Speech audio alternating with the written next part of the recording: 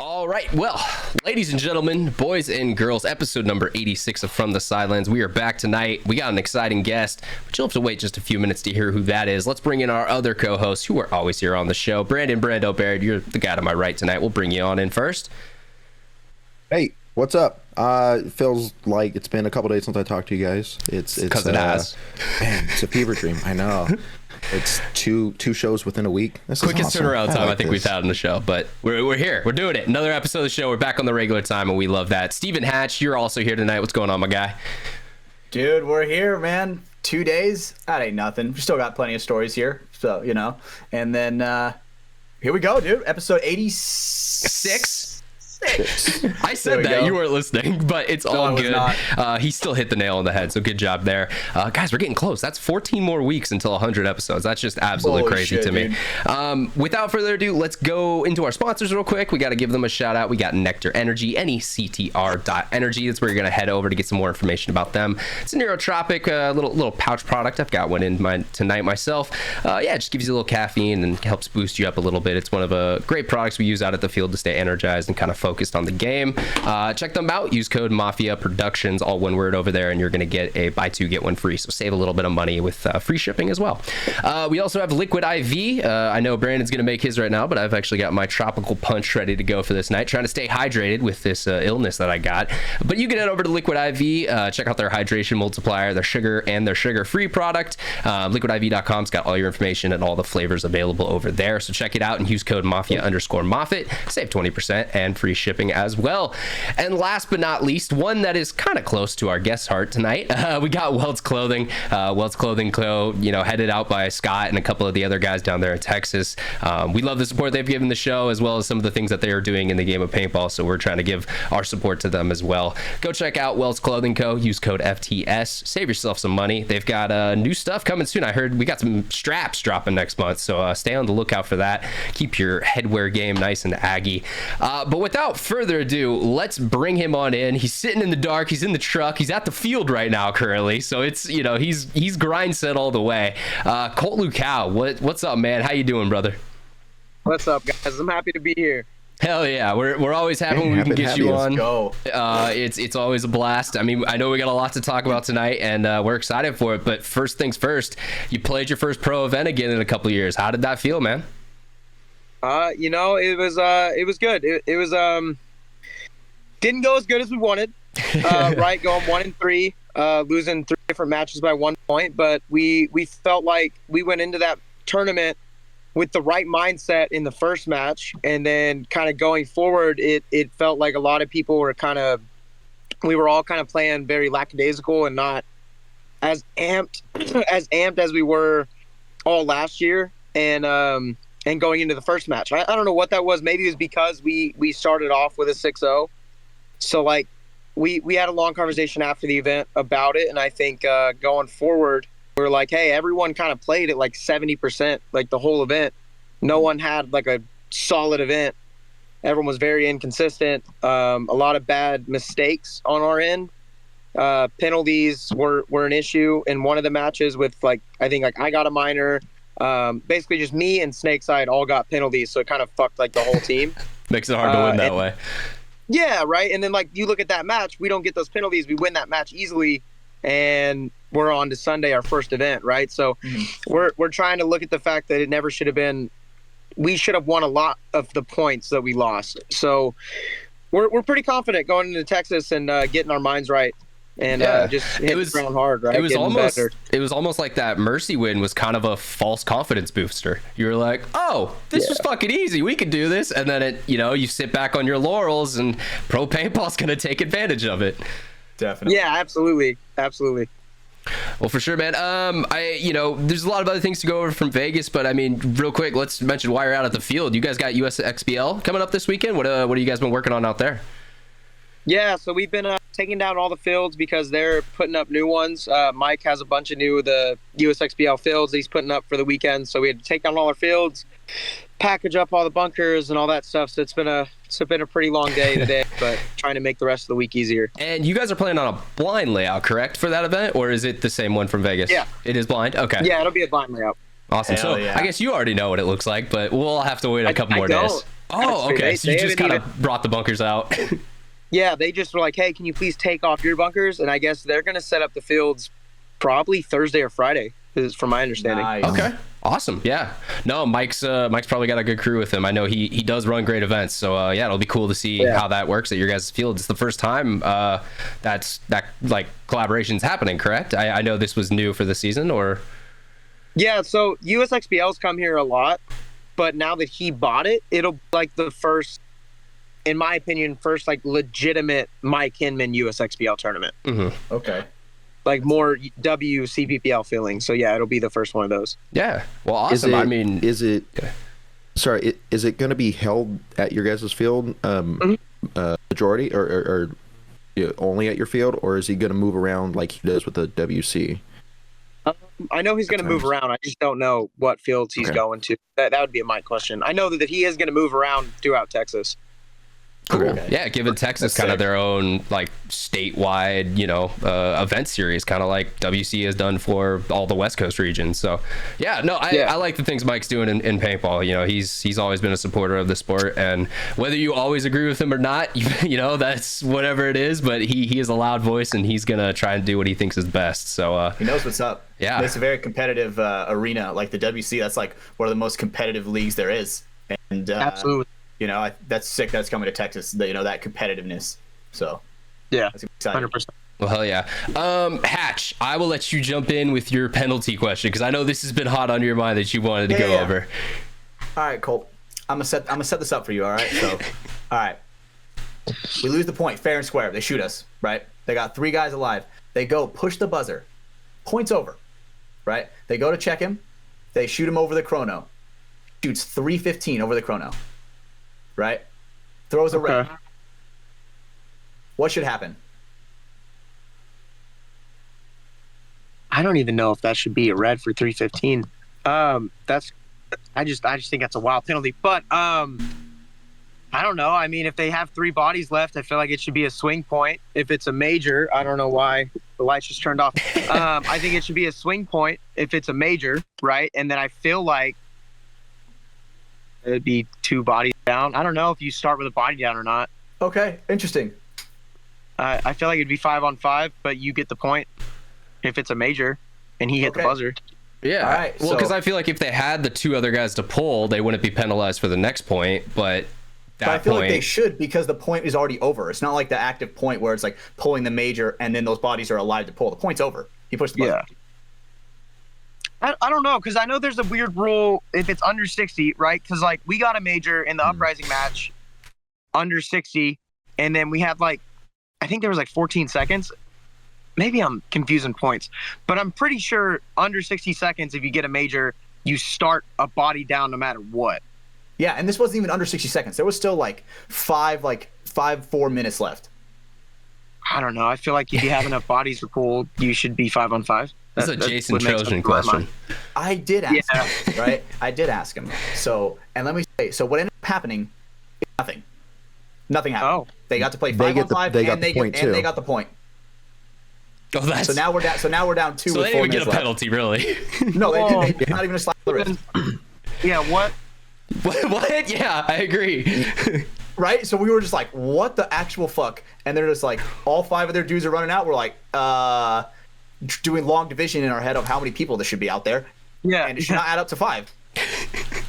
Or at least give you guys the point. That's crazy. Yeah, at least give us the point, right? Because it's like, I mean, they won the point fair and square. Even if they gave them the point anyway, what's the penalty for then at that point? Yeah, then why'd you throw the major? Yeah, exactly. So I'm just so confused. So I asked Jason, and he said they should swing point because the point's already over, and they start down 2. That's like from the head of the head. Yeah, that's the commissioner of our game. So yeah, no, what he says goes. Yeah, he's got to battle people in the pro pits all day trying to get one by him. It's you probably saw a bit of that this weekend, Cole, but it's always fun to be over there. Everyone's trying to slip something by Jason or get their story to come across a certain way, and yeah, he'll always hear anyone's name more in paintball. Jason! You go to the pro pit, and you will hear Jason or Trojan at almost every play. It's a lot. Yeah, no, he deals with a Everyone's lot of yelling at that shit. He really does. Yeah. And as a guy who refs himself, people, no joke, will say anything to get that edge.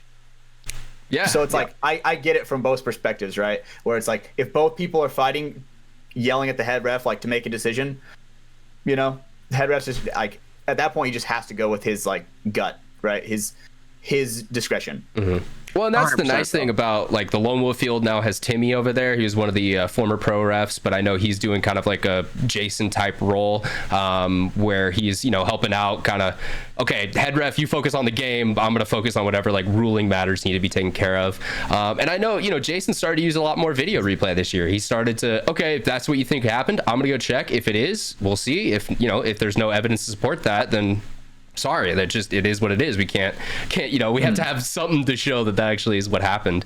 Yeah, paintball's hard to ref. I think we all know this. So hard to ref, dude. So frustrating. Isn't Ahau based out of Texas? I know he actually refs for some stuff out at FIT. I've seen him a couple times out there. I know he travels a lot. I don't know where he actually lives. I know he's come here to Texas to ref a lot of the events. For USXBL, Bunkerfest, XTPL. Pretty sure he used to go to WCs. I'm not sure where Ahau actually like lives. Yeah, I know he's just a paintball nomad, man. He loves, he loves calling a good game of paintball. He really is a fair ref at this point. I mean, I've been around him a lot in the pro field. He calls it as it fucking is. There is no bias with that guy. Well, what's nice too is I see the way he talks to players when they come at him with respect, and he's very respectful. Like, this is why this happened, A, B, and C, and then like he describes it in a way that's not like "fuck you, I'm the head ref." It's like, let me reason with you why this happened. Yeah, it's and like this is what we saw. This is what we did. Does that make sense? You know, and it's not like this. Yeah, like you said, just get the fuck out of my face, kid. Like no actions like that.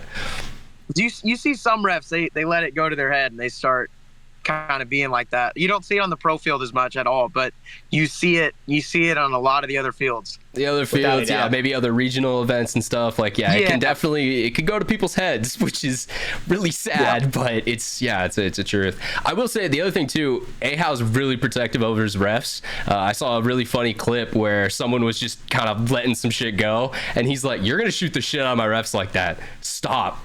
Like don't attack Ahau's refs. He really cares for them. No, he's just solid. He does a good job. I feel like the head ref, like no matter what, I mean, this is if you have good, like decent refs. Like for us on the local level, you know, we all know each other pretty well, and we all trust each other very, very well. To where you know, something happens, major goes up. At the end of the point, we go talk with the head ref. Like people will be yelling at us, and we'll just direct them towards the head ref and be like, "Yo, he has the final say." So yeah. It's that easy. I miss Jordan, man. I miss Jordan as a head ref. J-Bo, just stonewall. I don't care. Yep, that's what the play was. That's what happened. Major starting down 2. God, I remember there was someone who came after him at like the second game of the day, and I just remember him saying, like, "God damn it, person's name, it is too early for this shit." And I was like, God, it was just such a real statement from him. I love that moment.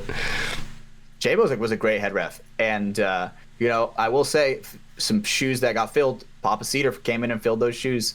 You know, he's a great ref. Yeah, good at decision making for sure. No, he does a great job. Brandon, let's jump back in with Colt here. Did you have anything to ask our guest tonight? Yeah, so you said that you guys felt like you guys were playing at 70% effort, right? After that first game, or you know, the tournament, or through the whole tournament. And you guys lost your 3 games by 1 point each. Yeah. Like, could only imagine if you guys are playing at 100% the whole tournament, like. And it's not like 70% effort. Like, it's hard to describe. When I say effort, it's not even like effort. It's more just like to our potential, if that makes sense. Mm-hmm. Because everyone's giving their effort. Everyone's giving 100% effort. Like, they're trying their hardest, but like, nobody was having a day, if that makes sense. Like, they weren't doing the things they did at practice because they were nervous. It's the first pro event, right? Like, like if you look and you rewatch our film, our snake side and D side included, right? Like, we just weren't attacking. Everyone was kind of just getting lulled into this job doing, right? When usually I'm the one doing a job and directing traffic, and like people kind of make their own decisions to go attack. But it felt like a lot of people were like, they didn't want to be the first one to die or like make a mistake. So like we'd have the opportunity to win and we wouldn't go push forward. Yeah. Well, and we have to talk about it in the pits. Like, hey man, at practice, if this happens and this happens, you're supposed to do this. And it just wasn't happening. And and it's nice though that it happened, because like we look back and we're like, dude, we weren't even actually playing our paintball. We were playing a weird, nervous paintball, and we still only lost by 1 point in every match. I will say the heat match, we legitimately were playing our style. And I think that's why we went to overtime with them, is because like everyone, because it wasn't until after the Uprising match, we all were like, hey, fuck this. And we got that mentality back. But Heat just played better, right? Like they just played better, and they, I don't remember what happened in the overtime point. I think we lost our wide snake player off break, and then immediately lost our second snake player, and then it was a 3-on-5, and then I died, and it was just Trenton shot. But like that side was just struggling all weekend. And when I say that side, I mean myself, right? Because like I'm playing that side with them. So like in my opinion, me and the snake guys, we did not play like we normally do, and I think it was a weird nervousness that we haven't ever really had, including like the 2021 year. So like when I look back at the event, I'm like, okay, we made a lot of mistakes, but like now everyone's back in that mindset of like, fuck that.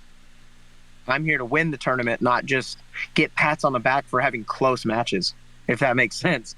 Well, yeah, and I was going to say, to your credit there was a couple points of your guys' that I watched where Shabby said, fuck it, I'm going to get down the snake and make some shit happen. And dude was getting the 3-pack. You know, he was making stuff work, because that is more his style of game, is you want that guy hunting and looking for kills. I mean, yes, he can sit in the back and hold a lane, but I'd rather not have him do that. I'd rather have him trying to do something creative up front. Yeah, absolutely. And that was a big thing that like Johnny, because like Johnny's a player, but he's also, oh my God, this truck is I'm sorry. Johnny's like a player, but he's also kind of like an assistant coach with Casey, right? So Johnny does a really good job at getting the best out of every player. So like a big thing for him was going to Chavi and being like, you're not even playing like yourself. You're playing nervous, and you got to stop. It's not pro. This is just another day at the field. Go attack.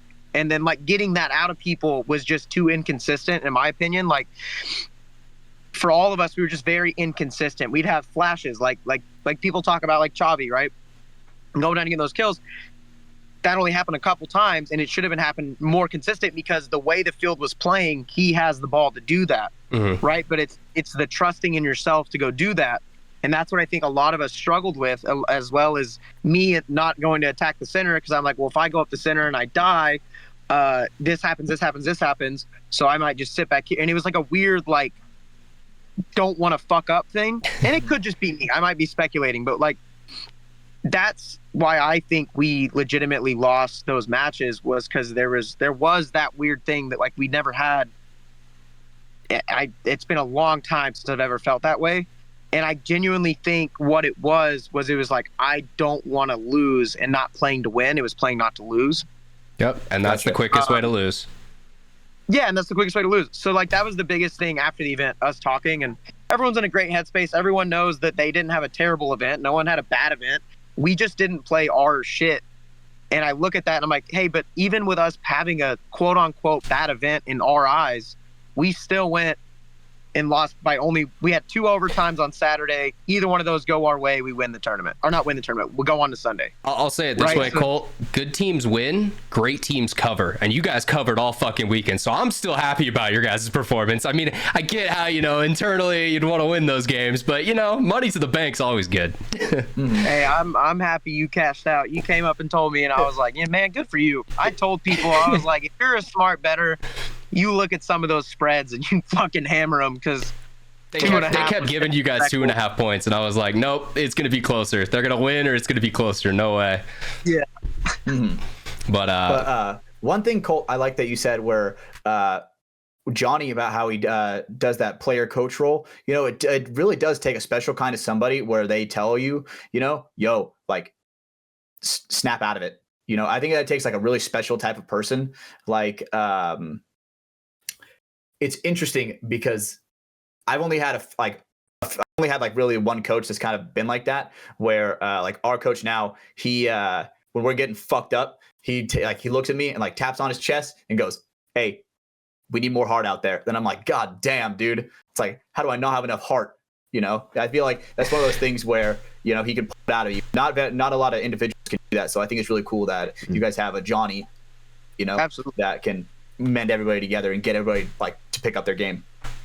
Yeah, well, I mean, it has to be a level-headed person, right? Because if somebody's down, right, and I struggle with this myself, is like if somebody's down not playing good, you got to come at them in a more positive light, not, hey, fuck you, right? And like sometimes I come off and do that, but it's nice now that most of the time I've learned, and I still do it sometimes, but like I'll try to come off and just go to Johnny and be like, hey man, I need help from A, B, and C. And he's like, no, I already talked to him. And I'm like, oh, okay, cool. And I just kind of like go do my shit, get ready. But it's nice having that person. And then what people don't realize as well is like, he only takes that role because he feels like he needs to. The dude fucking balls. He just understands that he's like trying to do both, and it's a weird middle ground. So like, it's also hard because like trying to get him to like, hey, come fucking play because you are that fucking good, right? Yeah. So it's a weird thing because as a player having to do that it takes a lot out of you to be tired and have to do that. That's insane.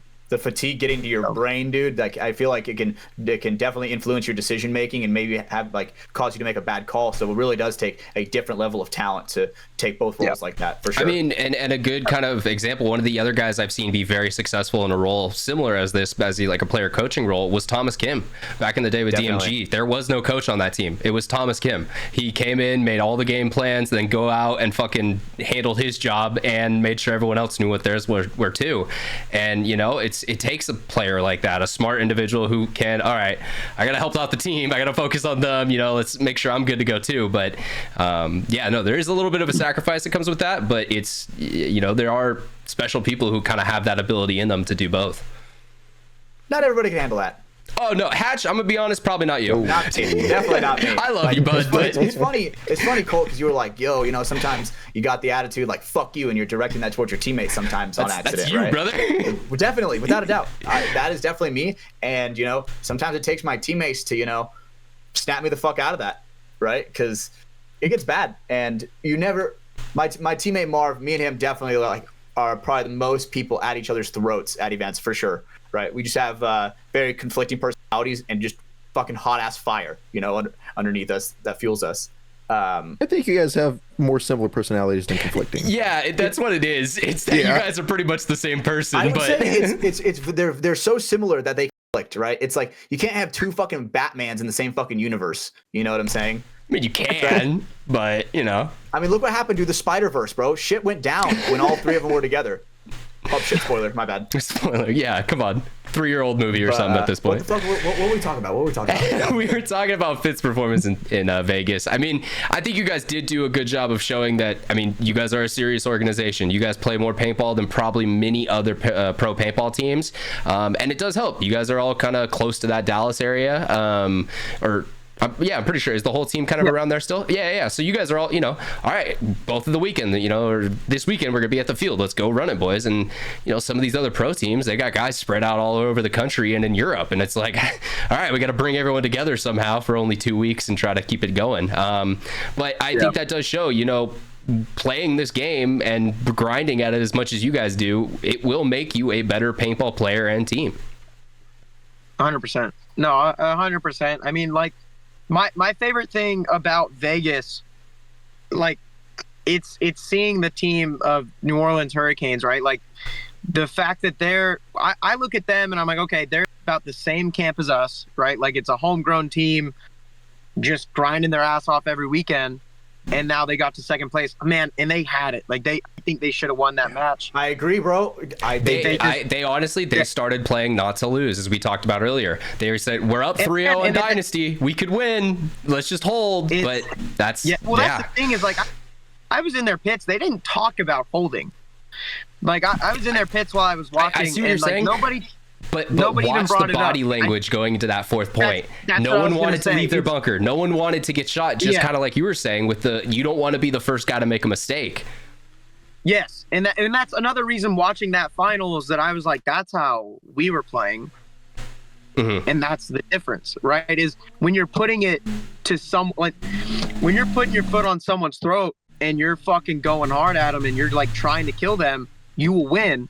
But if you start trying to show them like, oh, okay, I just got to not let this guy fuck me up, they're probably going to fuck you up. Yeah. But if you're the one being the aggressor, controlled aggression is how I like to put it, right? Like, that's how we need to play. You need a couple guys controlling and a couple guys being the aggressors at all times. That's how you win points. It's not everyone doing one or the other, right? And the big thing for us is we felt like a lot of us were all trying to be the control guy, and it just was not our style of paintball. So I'm very excited. But I'm really happy for the Hurricanes. I think it's good for paintball to show 100%. That you grind with your guy. I agree. You can fucking win a pro paintball tournament. Because, like, they're just getting better. It's only their third year this year, right? Like, that's crazy to be third year pro and already be in the finals, right? Like, I mean, that's our goal is by next year being in a finals, right? But they showed me that that's 100% attainable. Yeah, I mean, opinion. Look, these old men, they are fallible. Like, you can put up 3 points against Dynasty. A lot of teams did it this week. Where their advantage comes is just that, okay, we are not scared. You're up 3 on us. That does not fucking matter at all. We're still going to win this game. That confidence of 20 years of being the best, that's where it starts to help out. Yeah, 100%. I think that the Hurricanes guy and the Doritos, I think the turning point of that match is when they were playing defensive, and then the Dorito guy, I don't really know exactly what he was doing, but what you talking about when Ryan was in the was it his side? Yes. Dude, the worst part about that is I was watching it and he hesitated. So it was Bell, I'm pretty sure. Yeah. And again, that's and I could be wrong, and I don't want to like. He's good.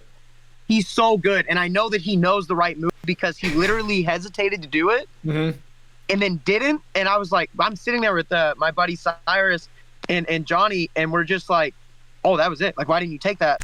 And then he makes eye contact with Marcelo, comes back, and then I hate this truck. And then he makes eye contact with Marcelo, and then Marcelo starts shooting the gap, and then he like tried to shoot Marcelo. Ryan ends up shooting him. But man, if he just trusts his gut and isn't afraid to die, he would have made that goes clean. And sticks Ryan. He hits Ryan clean, and I think he shoots Marcelo clean. Now it's a 2-on-1, and the game's probably over with a minute left. Yeah, minute left, and at that point, that was the turning point where it was like they were down 2, right? That was where it like gave them 4 minutes left, down 2. Yeah, right? Is that correct? No, it was. I think this was the tying point. Okay.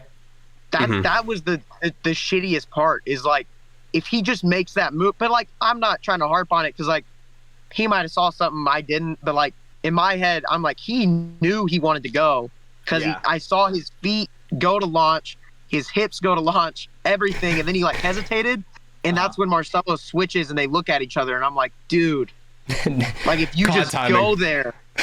Yeah, it sucks, dude. But I guarantee that dude's gonna learn from it, and he's such a good player, anyways.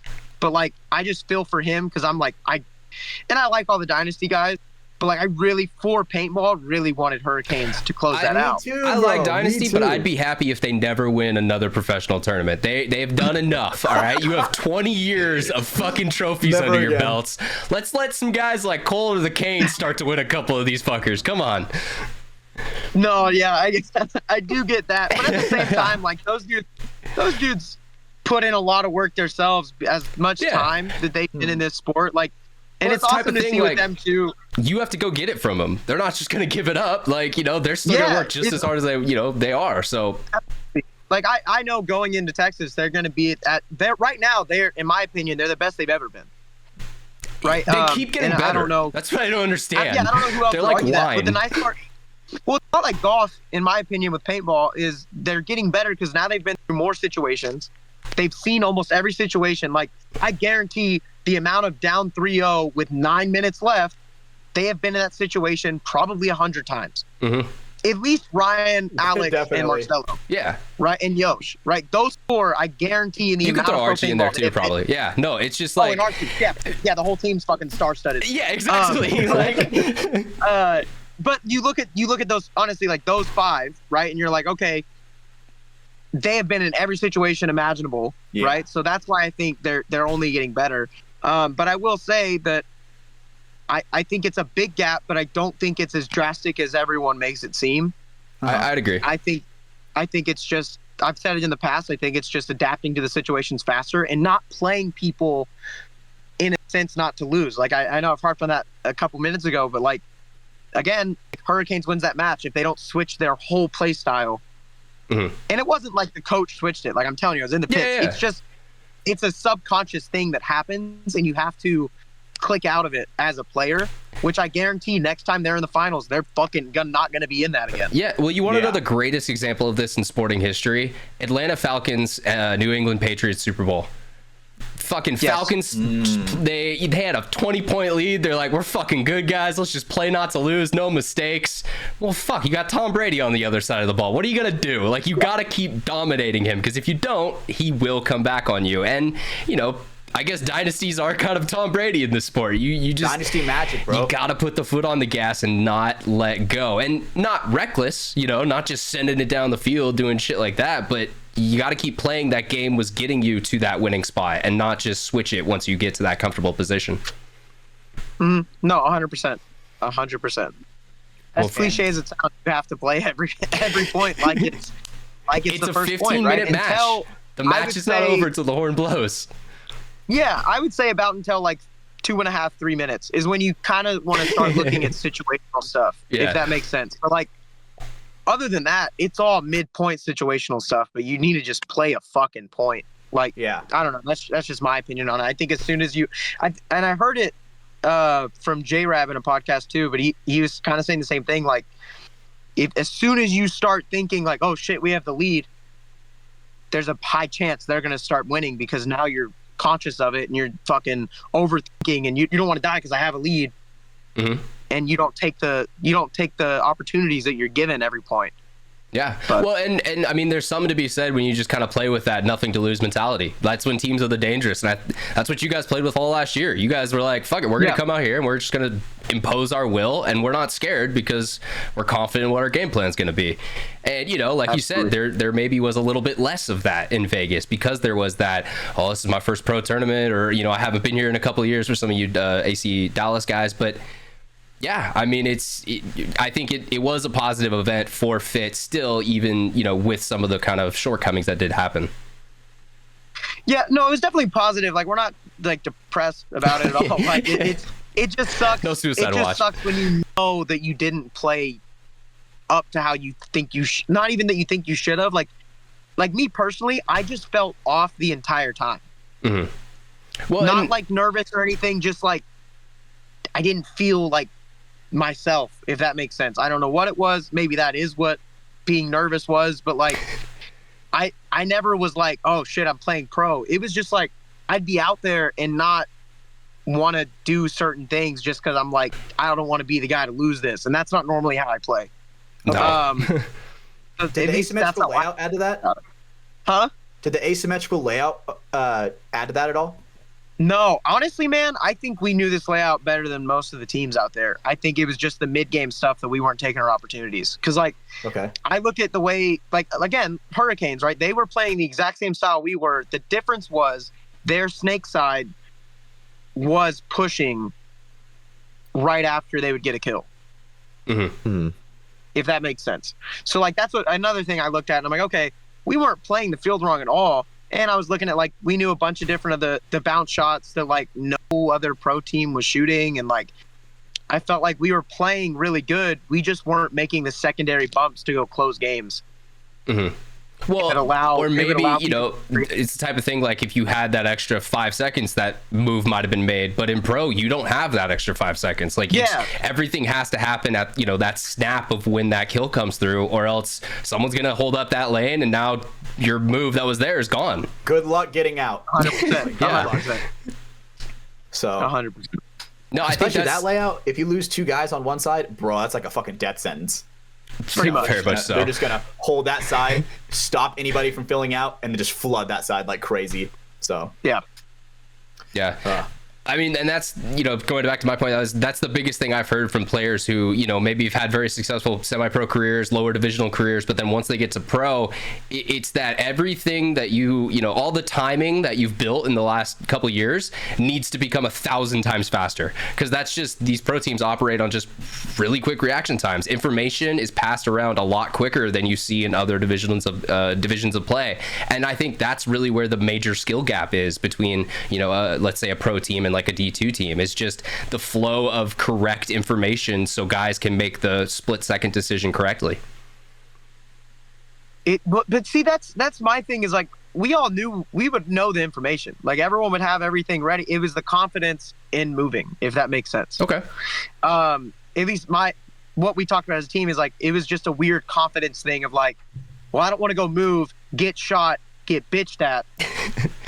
Right? That was a big thing, is like, hey, it's okay, we'll make mistakes, but I want to make mistakes trying to go and win the game, not rather than sitting in our bunker too long getting dinked out, Yes. So like that was my opinion, because like, I will say the 2021 year, that was the biggest difference. Going into the last event, I didn't feel like it was faster. I felt like the pace was the exact. I mean, we've played a lot of pro teams here, so like we're used to playing those guys. Mm-hmm. I just think it was the pressure of not being the guy to die first for a lot of people, and I think that fucked with people mentally. Yeah. And no, I mean, that's my opinion on it. But I do agree with you, from D2 to pro, that is the giant gap. Is like, I feel like we're closer to it than most people that come into semi-pro, from semi-pro to pro. Mm-hmm. But I think that is the gap. Like, if there's anything to say, that's the gap. It's not gun skill, it's not snapping, it's not speed. It's just understanding how to process information. No, it's the chess game. It's knowing the more mental strategy side of it than, dude, I can run to the corner with a flat barrel and put my balls where I want them. Okay, all fucking 200 of us can. So what makes you more special, 100%. Well, for sure. I mean, I feel like, look at Dynasty. Like, they were able to read those scenarios in a really fast, being down 3-0. Dynasty was down 3 of their games this past weekend, and they came back in every single one of them. And they didn't have the most time in that Hurricanes match, right? They were just going at it, getting to the good spots, and basically dissecting it super fast. And they would left enough time for a comeback every single time, because it's like, I mean, on paper, if you lock up, it's like a 50-50 of them like coming down and then just do the odds of trading and getting good spots. Sometimes, usually they'll win. I like to think the aggressive team usually wins. But because like, you got to think, if you're not being proactive in your bunker, Peeker's advantage, and you're just holding a lane, there's a point on every field, if everyone's holding lanes like that, that's wide open. Yep.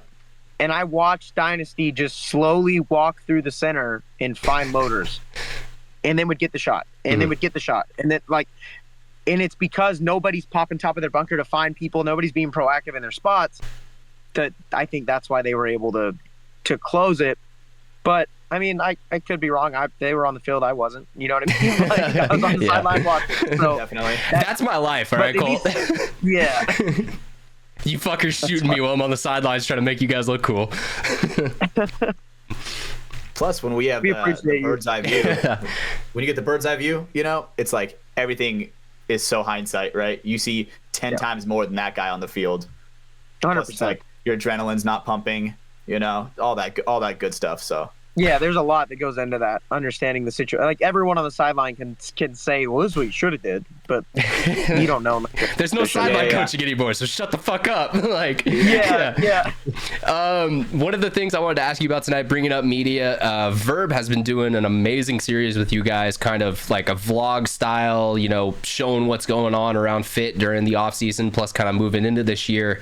You want to talk about that a little bit? Like, how's that experience been, like, kind of being a reality TV star almost a little bit? It's it's kind of wild. There's a lot of hey, you're probably gonna have to cut that. There's a lot of that, but no, it's really cool. I mean, I've appreciated the feedback from it. When Verb started telling me about wanting to do it with I think it was him and Johnny came together and like wanted to do this.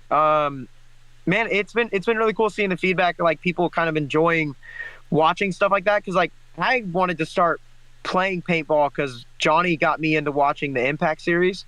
Fuck yeah. And that all four of us here have probably watched it. Yeah. Yeah. Ten That times. sold me on the dream of winning pro paintball tournaments with your friends. Yeah. Right. Getting Like, to travel the world and do crazy shit and calling Buffalo on someone, all the awesome stuff that was in that series. Yeah. Hell yeah.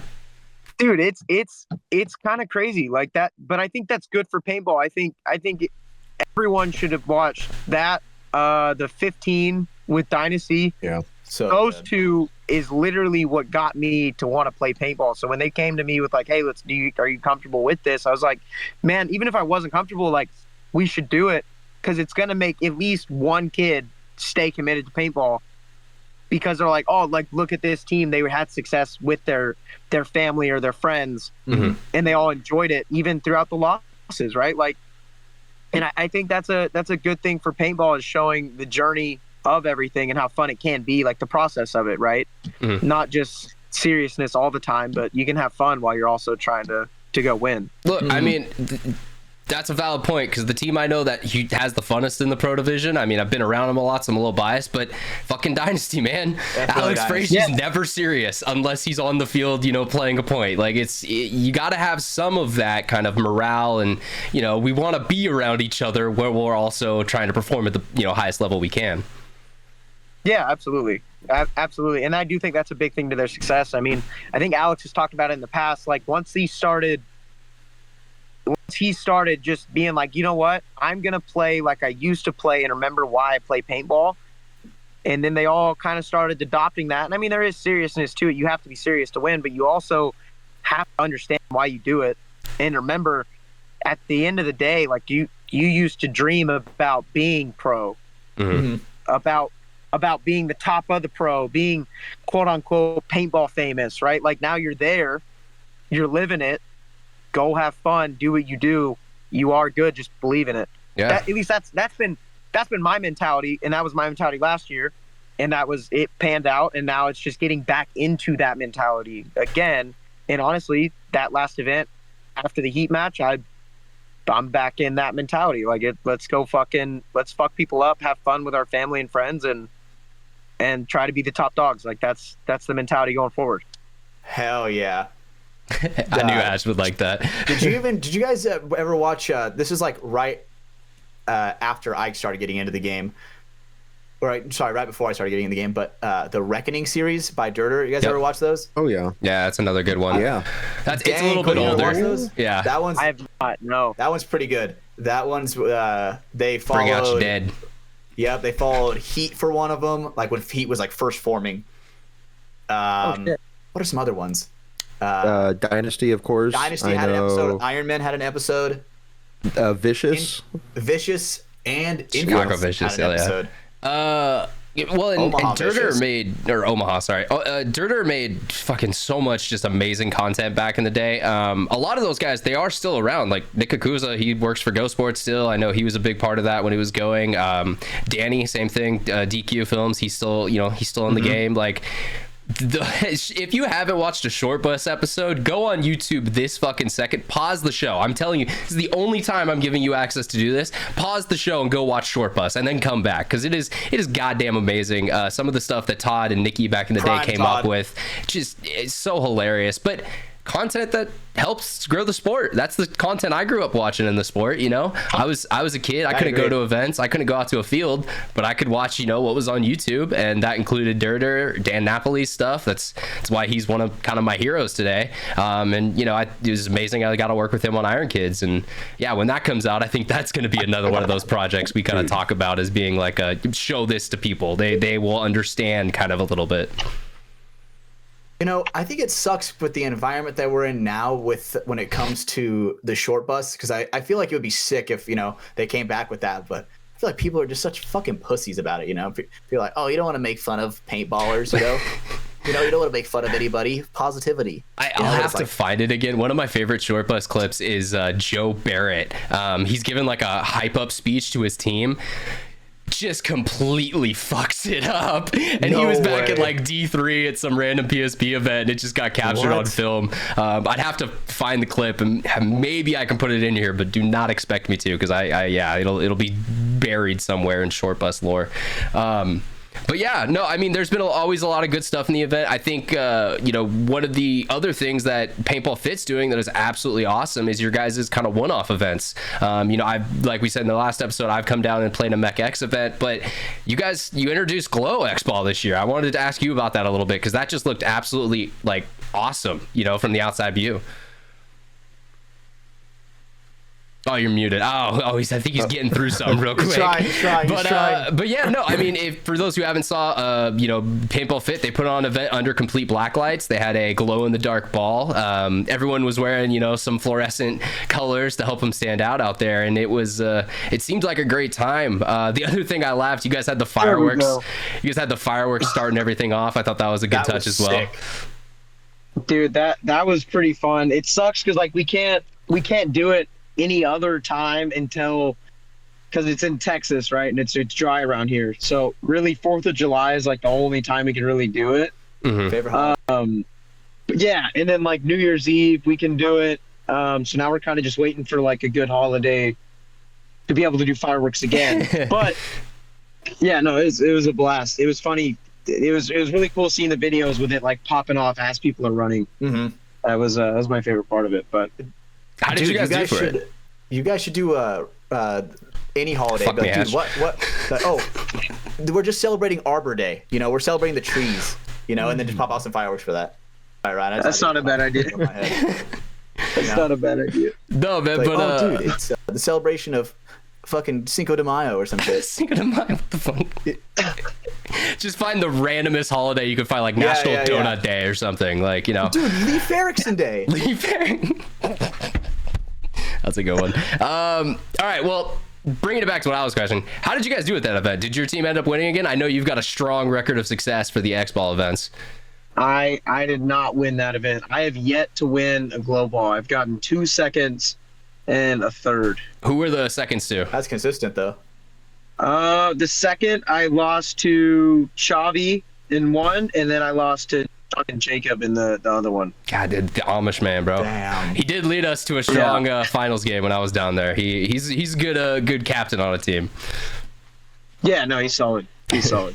I wish I actually watched the George Fava. He put together a whole thing from the Hormesis 1v1 duel, and so it was cool to see because he made it to the semifinals. So it was cool to kind of see a little bit more in-depth, view of that game. Dude's nasty. Yeah. There was a couple shots in there. I was so like, "What the fuck, Jacob?" It was ridiculous. No, that kid's good, man. I've known him. We've known each other since he was 13 and I was 16. He's like a little brother to me that I never wanted. But yeah, he's solid, man. I always have to keep like giving him confidence and stuff because he kind of gets into himself. If myself is like hard on him, but he's really, really talented and he's just getting better. Mm-hmm.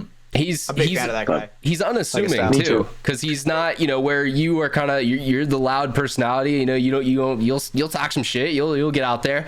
He's definitely a lot more reserved in his play, and a lot like I just kind of want to do my job correctly and play good paintball and not necessarily make a lot of news about it. But man, pay attention, man. Jacob Johnson, he's nasty out there. He's a fucking kid's good. For sure. The other thing I was going to bring in, you guys had your new teammate come into this event. How was that? I know he's kind of the first new face that's been brought in for a little bit on the Fit Squad.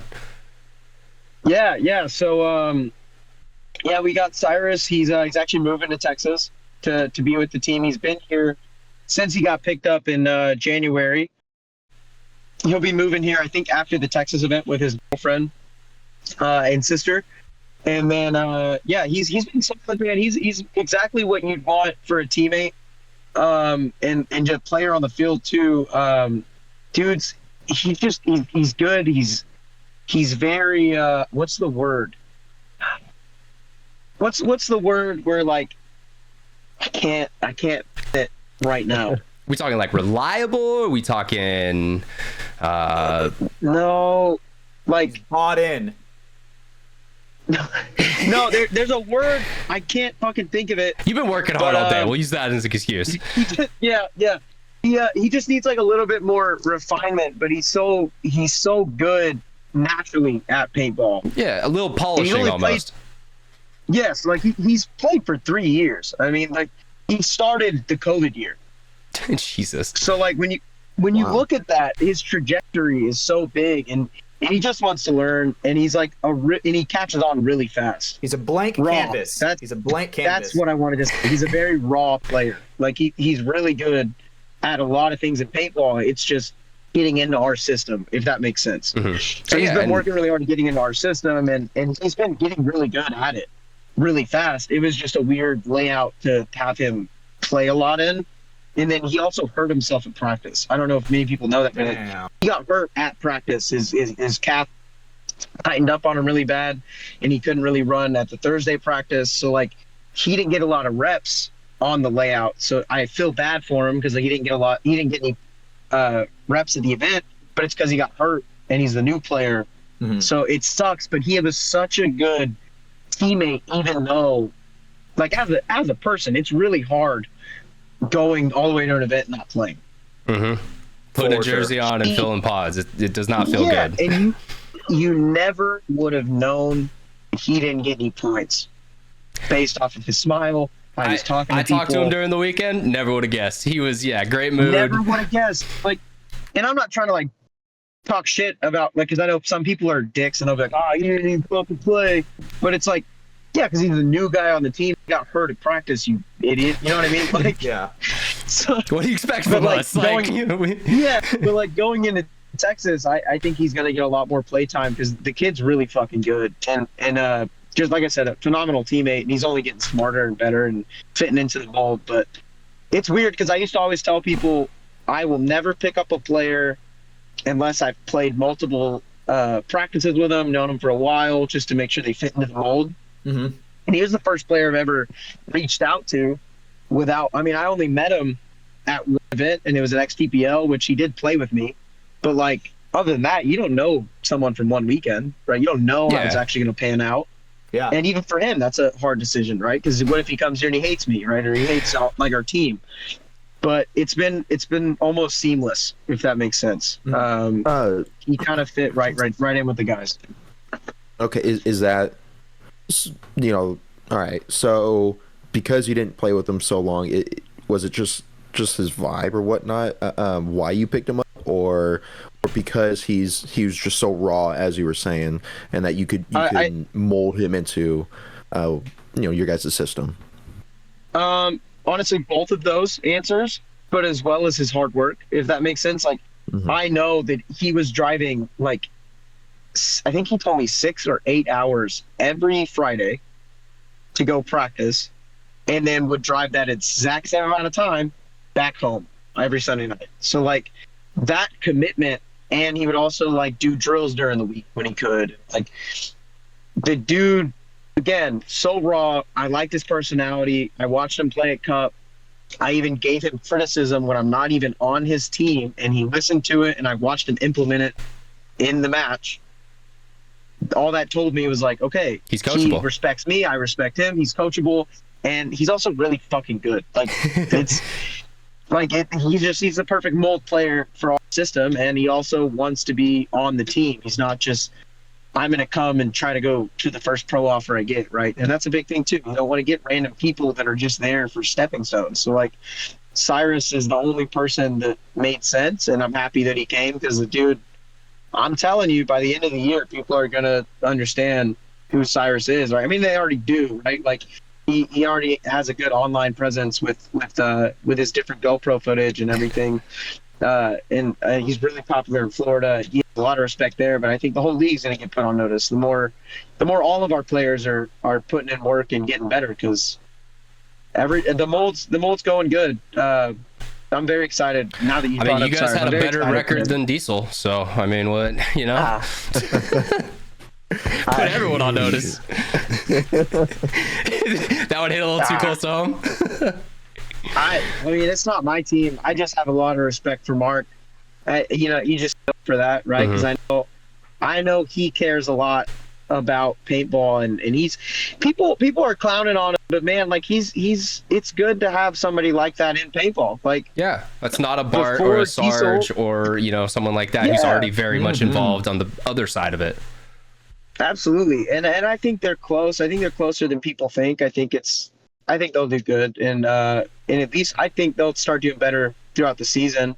But no, I mean, I hope so. Like, I just have so much respect for Mark and what he's trying to build there. I just hope that. Yeah, no, I'm he's definitely getting- in a similar spot. I've met Mark at a couple events, and I don't have a bad word to say about him, man. He's always been, just very Absolutely. very polite, very respectful, but also, you could tell he wants to get some stuff done, and who Yeah. am I to say that's a bad thing? Absolutely, yeah. No, Yeah, absolutely. No, he's great for paintball, and I'm happy what he's doing. I think they'll do better than they did last year by the end of the year. I think everyone will kind of look at it and be like, okay, they did do good better. Yeah, Okay. they have too much talent on that team not to get better. I mean, just Yeah. it's Very as simple true. as that. It really is. Yeah. Well, let's keep moving on here. I got my glow ball question and all that stuff out of the way. Hatch, did you have anything else for Colt tonight? Yeah, I got it queued up, ready. Boom. I'm posting it in our little chat right here. God. All right, Colt, look at those pictures I'm posting in the chat real quick. Be honest. Do you think you and the boys from Fit could handle that? Team versus All that. of us? Yeah. Oh yeah. No, I think we can handle that. Okay. I think somebody. What animal is this, Hatch? That's a mandrill. That's a mandrill. Is that the So dude it- from Lion King? Yes, thank you, my friend. So that is basically Yeah, that's good eye. That's basically Rafiki from Lion King. So paintball Okay, fit now, versus does he Rafiki. Does he Yeah. get the stick? All right. Well, if he gets the stick, That does change all the right, odds that there makes for it sure. harder. I watched him whoop a lion's ass. Yeah, with a he stick, just beats so that thing. I don't know. I didn't even think of that one. Holy shit. Dude, but those fangs If are he If he intimidating. gets the stick, I think two to three of us are getting fucked up. But I think we're good. We have a Brody. Not many people understand how that man works, so I think we'll be good. Okay. All right, Yeah. like that answer. Yeah, You I think no problem? No casualties? I think someone's dying. Okay, gotcha. I just don't know Dude, who. that tooth is too big. That is getting an artery. Yeah, who do you Someone is think- who do you bleeding think- out at this fight. What Who are teammate you would die first? sacrificing? What teammate would die To first? be honest with you, it's not that I'm sacrificing. This is purely off looks. And I think that he's going to think that he's one of him, and it's going to be Jake. You know, I had He's a gonna feeling see you were the gonna say beard that. and be like, "Oh, That or he's Holy like, oh, shit. you're like my friend. And he thinks that Jacob's on his side, and Jacob hits him from the back, and then we'll Yeah, figure yeah. something out. But like, I don't know. I feel like that motherfucker's going straight for Jacob. that's some like Metal Probably Gear trying to mount Solid him. tactics." Like blends Trying in to with mount him. him. Yeah. You know, that is pretty good, dude. I mean, I think those are the ones with like the big old like fucking asses. You know what I'm talking about? Where they're like huge and red. Yeah, You know? big old I red know ass. exactly what you're talking about. Yeah. Damn, dude. Aren't they Somebody's also gotta the fucking monkeys grab onto that sit in like hot springs? Like I know there's all those like snow monkeys that I just do know what you're chill. talking about. And they're just I like, think it's a so I'm cold. sure it's a different species, but you know, I do know exactly look what you're kinda talking similar. about. They look very similar. Those are like fucking Some other Brando. What are ape they called? animal. What are Yeah, they called, Brandon. Brando? Look them up. Ooh, I don't know. Snow But, monkeys that sit in hot water. Come on, bro. all right, hold on. Come on, young Jamie. got- This I is your got only you. job on the show. Come on, dude. I gotta No, look this not up quite. faster. No. Yeah, just no, gonna get I'm it already on first. something. It's a Japanese I'm already macaque. on- Japanese macaque. There you go. Holy fucking Oh, shit, yeah. dude. Yeah, Brandon's on something Damn. else tonight. Jesus Christ, Damn, bro. dude. I could have done without seeing Hey. that. For all of our listeners, Yo, you just dropped a big old red monkey Someone butt. has to, dude. You have to fight that, dude. Holy Yeah. shit. I don't know. Now I think more of us lose. So I don't know. That's I know this isn't common for me, but I'm going to stoop down to Hatch's level here because I think this one would be an interesting answer. Paintball fit versus a hippo. That is a pretty good one. no. Ooh. No, You guys I are don't getting know. fucking destroyed by a hippo, bro. Yeah, I think we Barehanded. get murdered. I don't Hippo I is don't know a if tank, anyone- man. What do you do There's nothing against you a hippo? can do. I don't think you could. Well, It's not like actually, you could punch it to on death. land, you guys may have a chance, but if there's any water nearby, he's fast just they going to run? keep pulling people in and Dude, drowning no. them, and then They're grab so another bad. guy, Oh, drown they're them, fast. grab Yeah, another one. fast. I It's thought they run like 30 miles an hour, right? They That's what I swim heard, I'm at pretty similar sure. speeds. Like, it's crazy how quick they Yeah. can Damn, move. 19 miles per Yeah. hour is the average hippo speed. Holy shit. That's a On land. That's a small That's on truck. land. That is. Holy shit, It's dude. still really fast. That motherfucker's getting a What's that ticket 40 into time? residential, bro. What's that Ooh, 40 hippo time? 40 Yeah, time? what does that break down to? Yeah, what's the 40 time? I need to see an African hippo's God. average 40 time. Honestly, I wonder if how long they could go for. You tie that fucker out? You guys are from Texas. Give you guys some lassos?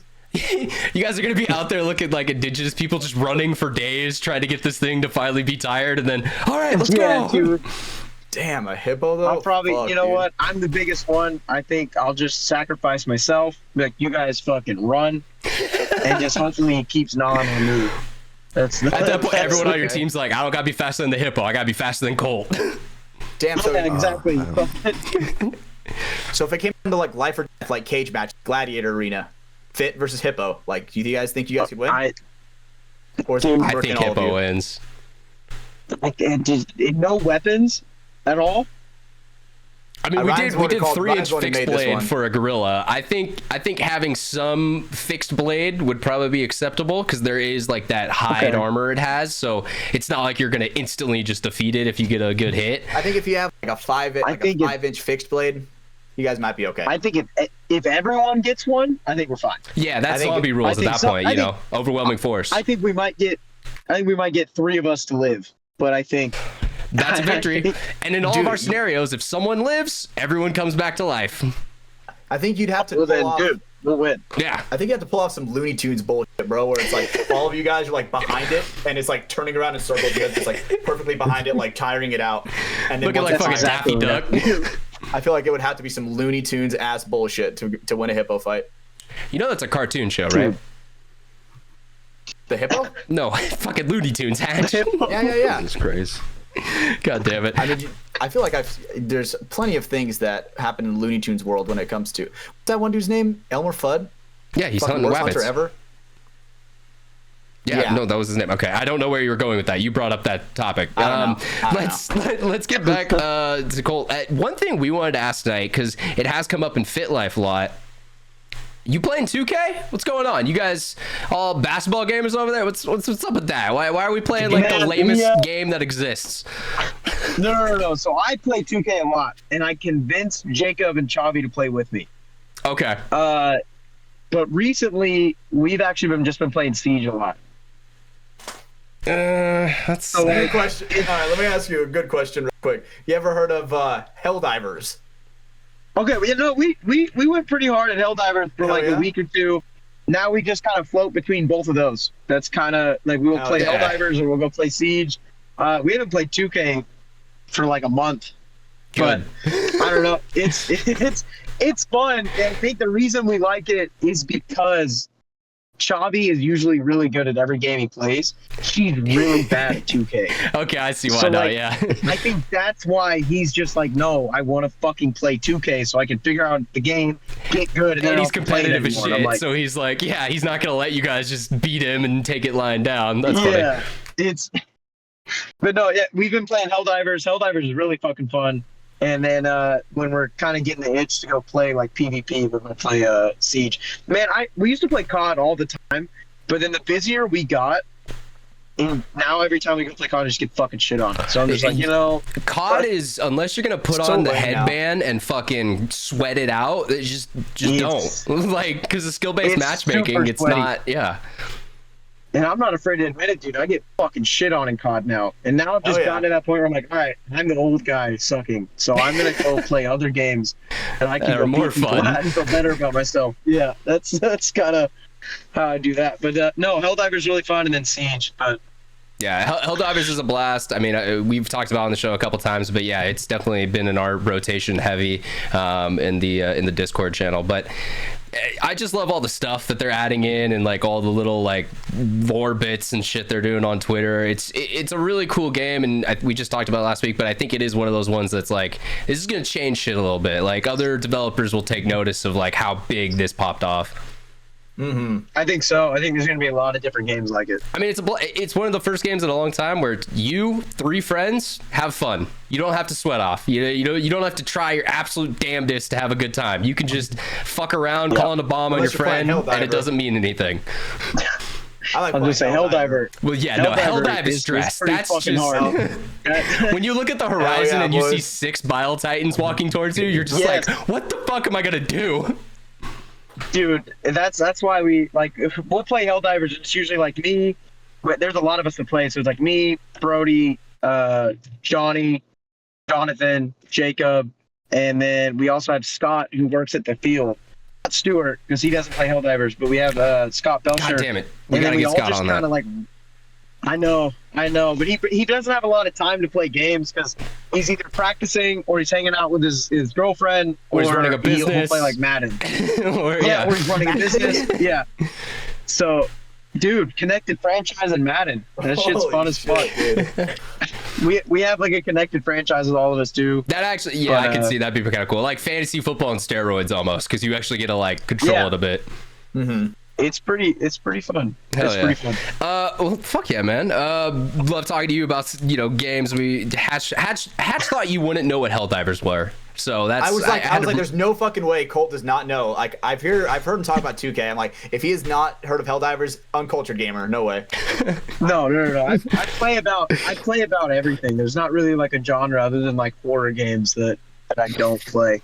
Hell yeah. So I'm glad you're a fellow democracy spreader. Another thing I want to get your opinion on, kind of around paintball, but a little more on this side of it, is the sports betting that came in. Obviously, you're now a pro in the league, so you can't participate. But as being a player in that league, what do you think that is for the sport? I guess what are your opinions on that for paintball?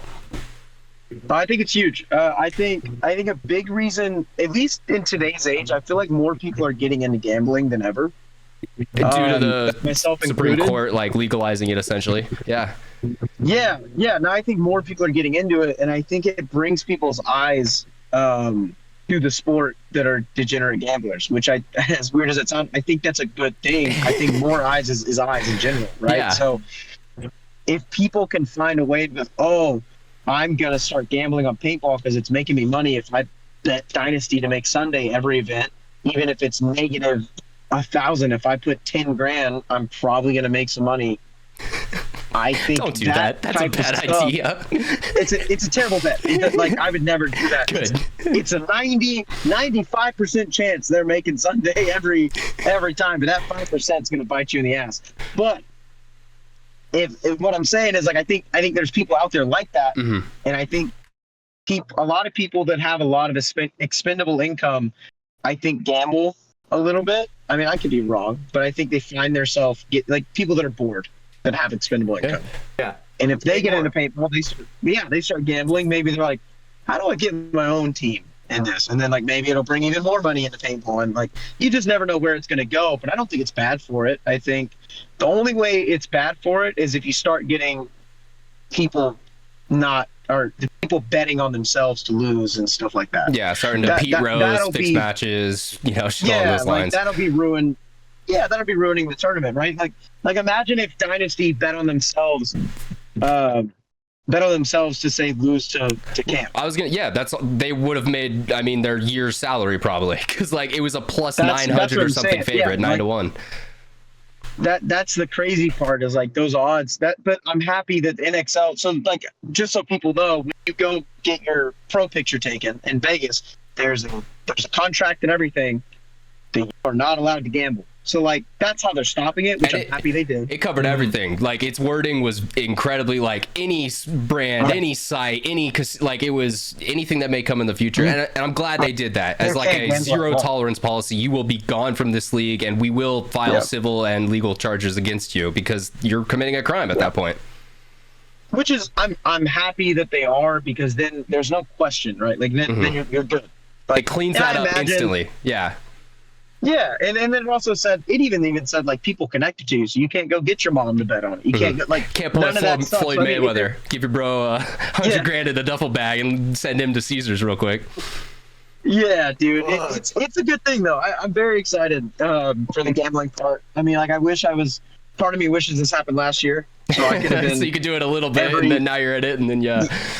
Man, if this was happening last year, I'd have been betting Paid for events. Yeah, I would have tried for sure. That would have been. But no, I think it's good for paintball, and also I think it'll keep more people at the venue watching the pros, watching more games. Because Yeah. now, if they're there, they're going to gamble on it. They're going to They be can pull it watching up on their and I phone think real it's quick. gonna keep Yeah. people Oh, I entertained. see. This shit's happening. I don't want to watch it on Go Sports. Yeah. I'm already here. Might as well just watch it live. Yeah. And yeah. But I think a lot of the reason people have a lot of viewership in sports is, at least for me, like I watch a lot of the games that I normally wouldn't watch because I thought they had a good betting line.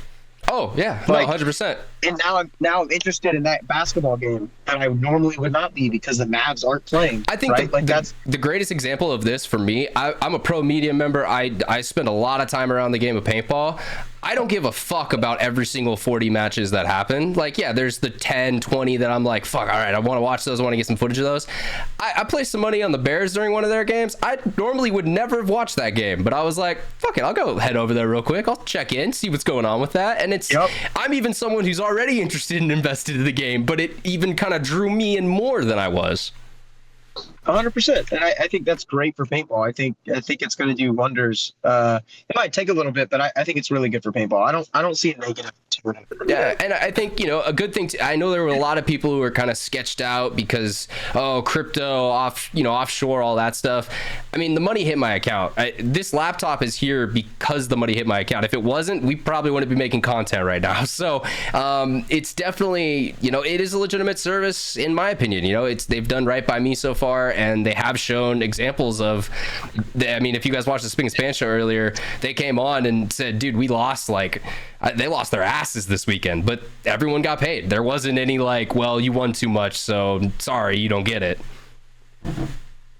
That's good. Oh, the from Kirgo, the yeah. people lost their asses. Yeah, well, yes, they did. One of the biggest lines were insane. The lines were not great, and that definitely helped out. One of the biggest winners from the weekend was HK Army Kenny. He's been put on record that he won over $6,000 during the event. So shout out Truce Lord, because goddamn, man. Damn. But those opportunities were there if you A, understood sports betting, and B, understood the game of paintball. Yeah, I'll tell you what, all the underdog spreads is what I would have hammered. They were ridiculous. Notorious, you guys. Especially when you look, Kane's got so much disrespect on those. And then the crazy thing, they were all plus 3-1. So it's like, okay, you're giving me positive odds and 5 points or 4 points? Oh, fuck no. yeah, I'm going to take that all day. I looked at the odds and I was like, I fucking wish I could gamble. Like, I was that like, dude, is like, God damn it. Dude, I was honestly angry. Like, I was like, are you sure we're not allowed to gamble? Can we double check? I was like, I'd be betting on me to win. Like, it wouldn't be I know. The Pete Rose defense. It's only on me to win the game. That's it. Yeah, but exactly. That's what came to my head. I'm like, dude, no matter how you put it, you're in trouble. So I'm just not going to touch it. And then as soon as you came in, like, hey, I actually bet on you guys and I won. I was like, you know what? Fucking happy somebody understood that these were wild lines. I think going forward in the next ones, they're probably going to be more realistic. They're probably going to be a lot of plus 1.5s. Yeah. Well, and this definitely, it was their first time ever stepping into this. So, I mean, obviously stuff's going to be kind of all messed up and all over the place. Another thing I want to mention too is Kirgo does have KYC, which means know your customer. So I had to submit my driver's license, and they do keep track of who is that person who's connected to that account. And so, that does help kind of stop things too. Like if all of a sudden Colt's ID gets added to an account and he's betting on paintball, that's a little suspect, so it's things like 100%. that they do have systems to kind of keep in track and account for these potential scenarios that may arise. Yeah, no, 100%. I think it's really good. Yeah. I mean, we do have a Kirgo link down below. Check that out in the description if you want to go use it and sign up for the website. I definitely would recommend doing so before this next event kicks off. You do have to learn a little about crypto and how to use a wallet and stuff like that, but I think it's worth it. That's going to take you 30 minutes to an hour to learn, and I mean, I made $1,000 for doing so. So I think that's worth the time to spend on that. Mm-hmm. I didn't do it this event. I'm going to do it for Texas. I will be there during our wedding ceremony, watching. Well, hopefully making money while the boys play, and then And the tournament goes on. That's even worse, Brandon. You're betting on paintball during your own wedding. Come on, bro. Like, Michelle's gonna give you shit on exactly, that. Exactly. She'll understand. She better, or she'll be a real Brando, ex-girlfriend. There were things that were said about how there was gonna be like a fucking wedding ceremony there just so you could go to Vegas. What the fuck happened to that talk, bro? We're gonna get married there. Cedar was gonna get married there. There was 3 of us. No, the other couple needed to. There was three couples that needed to agree. Yes. I'm pretty sure they said Look yes. at all you lame people getting engaged. Oh, whatever. So we can make it a tournament, dude. We just have an impulse at that fucking hangover place where they get married. You imagine? Yeah, you got Elvis three of us Presley got married. marrying you guys same day. That'd be a beautiful scene for some content, bro. I could probably get my license to marry them myself if I knew like by Wednesday. Probably could have got it in 48 hours. Actually, the person that's going to marry us, the person that was going to marry us was there. Christina, she's playing with the Sirens. Oh, Christina. She would have done it. For sure. Fuck. Hold on. That's here in California. I don't know how that works. Does the ordained ship transfer? We can find one there. Is it like a concealed carry? It only works in some states, not others. Is that I don't know. Incalculable. Who knows? Kind of knew you were going there. But Colt, you're engaged right now. Yeah. That's why I was throwing him under the bus with the engaged part too. It's good. It's good. Welcome to the group of having an ex-girlfriend, my guy. Hell yeah. Do you know about our joke with ex-girlfriends? So once you have made your girlfriend a fiance, she is no longer a girlfriend. And in fact, if she becomes a wife, she will never be a girlfriend again. So she is now your ex-girlfriend. Mm-hmm. That is a true statement. Tell her that. I don't like know it. if I'm gonna say that to her tonight. Maybe right after we say I do, I'll just be like, "Now you're my ex-girlfriend." It'll really confuse her. That might work. Yeah, a little bit. No, there's funny with how much they fucking hate it. It is funny. They do not like it. But there is a sticker on screen right now on Brandon's thing that says, "I love my ex-girlfriend," because he does. He loves his ex-girlfriend. It's just his fiance now. No, that's funny. That's a good one. So pull that out one time and then sit in the doghouse for the rest of that night. Yeah.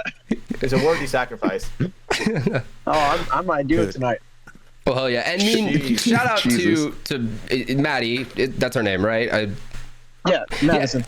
She's been to all the events. I've seen her around so many things at the PV Fit booth, helping out with stuff. I mean, she's kind of taken on to the game and become a part of it herself. So it is awesome to see that. Yeah, she loves it. It's been awesome having her once she quit her job and she started just working with me full time. It's been great. Damn, man. Yeah, that sounds like amazing. A blast. That's awesome. Well, perfect. Let's kind of finish this up a little bit. One of the things I wanted to talk about tonight was March Madness. I'm glad you're still on for this, Colt, because you'll be involved with this a little bit more than these two over here. Did anyone here made a bracket yet? Because I did, and I feel like I'm fucked. my final four was all 1 through 4 seeds, so I'm probably wrong on a majority of that. No, dude. I you know what's crazy is like college basketball is one of the only sports I don't really watch.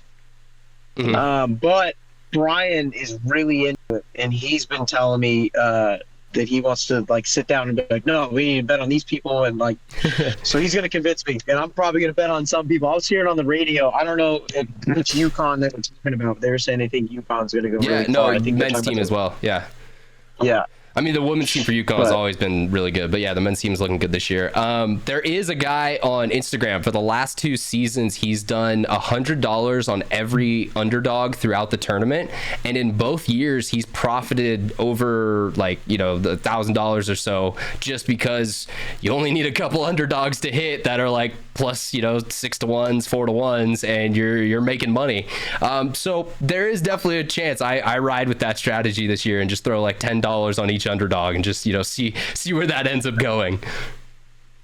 I think I'm gonna ride that with you. I'm in. There's some. I mean, it's it's March Madness, shit happens, and that makes it fun, when you're rooting for fucking Saint Denis to try and fucking beat, Clemson or something. Like, there are some really crazy matchups in the first couple games. Shout out Grand Canyon University. They are my Cinderella pick for the event.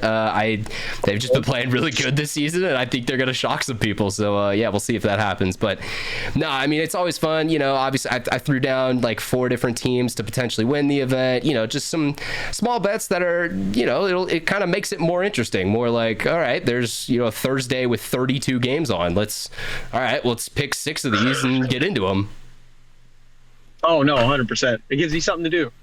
For sure. Yeah. If you're bored, it's entertainment. Possibly make more money. Possibly. Yeah, I mean, probably people go to the lose movies when they're bored, right? I'm sorry. People go to the movies now. I'm just not buying a ticket. I'm buying a chance to make money. That's how I look at it. Exactly. Well, and I mean, I told my percentage on the last show. I actually have it right here, but I was a 70% pick rate success for Vegas. My March Madness one would probably be closer to 40 or 30 because I'm not that good at any other sports. But yeah, paintball definitely worked out. Oh no, paintball's definitely fun. I wish I could gamble on it, man. Brando, let's bring it back to you for one more chance here. Did you have anything else to ask Colt for tonight? Yeah. So earlier you mentioned goals for late. I think you said Texas or later on in the or next year maybe. You guys wanted to win a tournament by next year or whatnot. I just want to know your goals going into this season, this first event, and come back up to the pro division.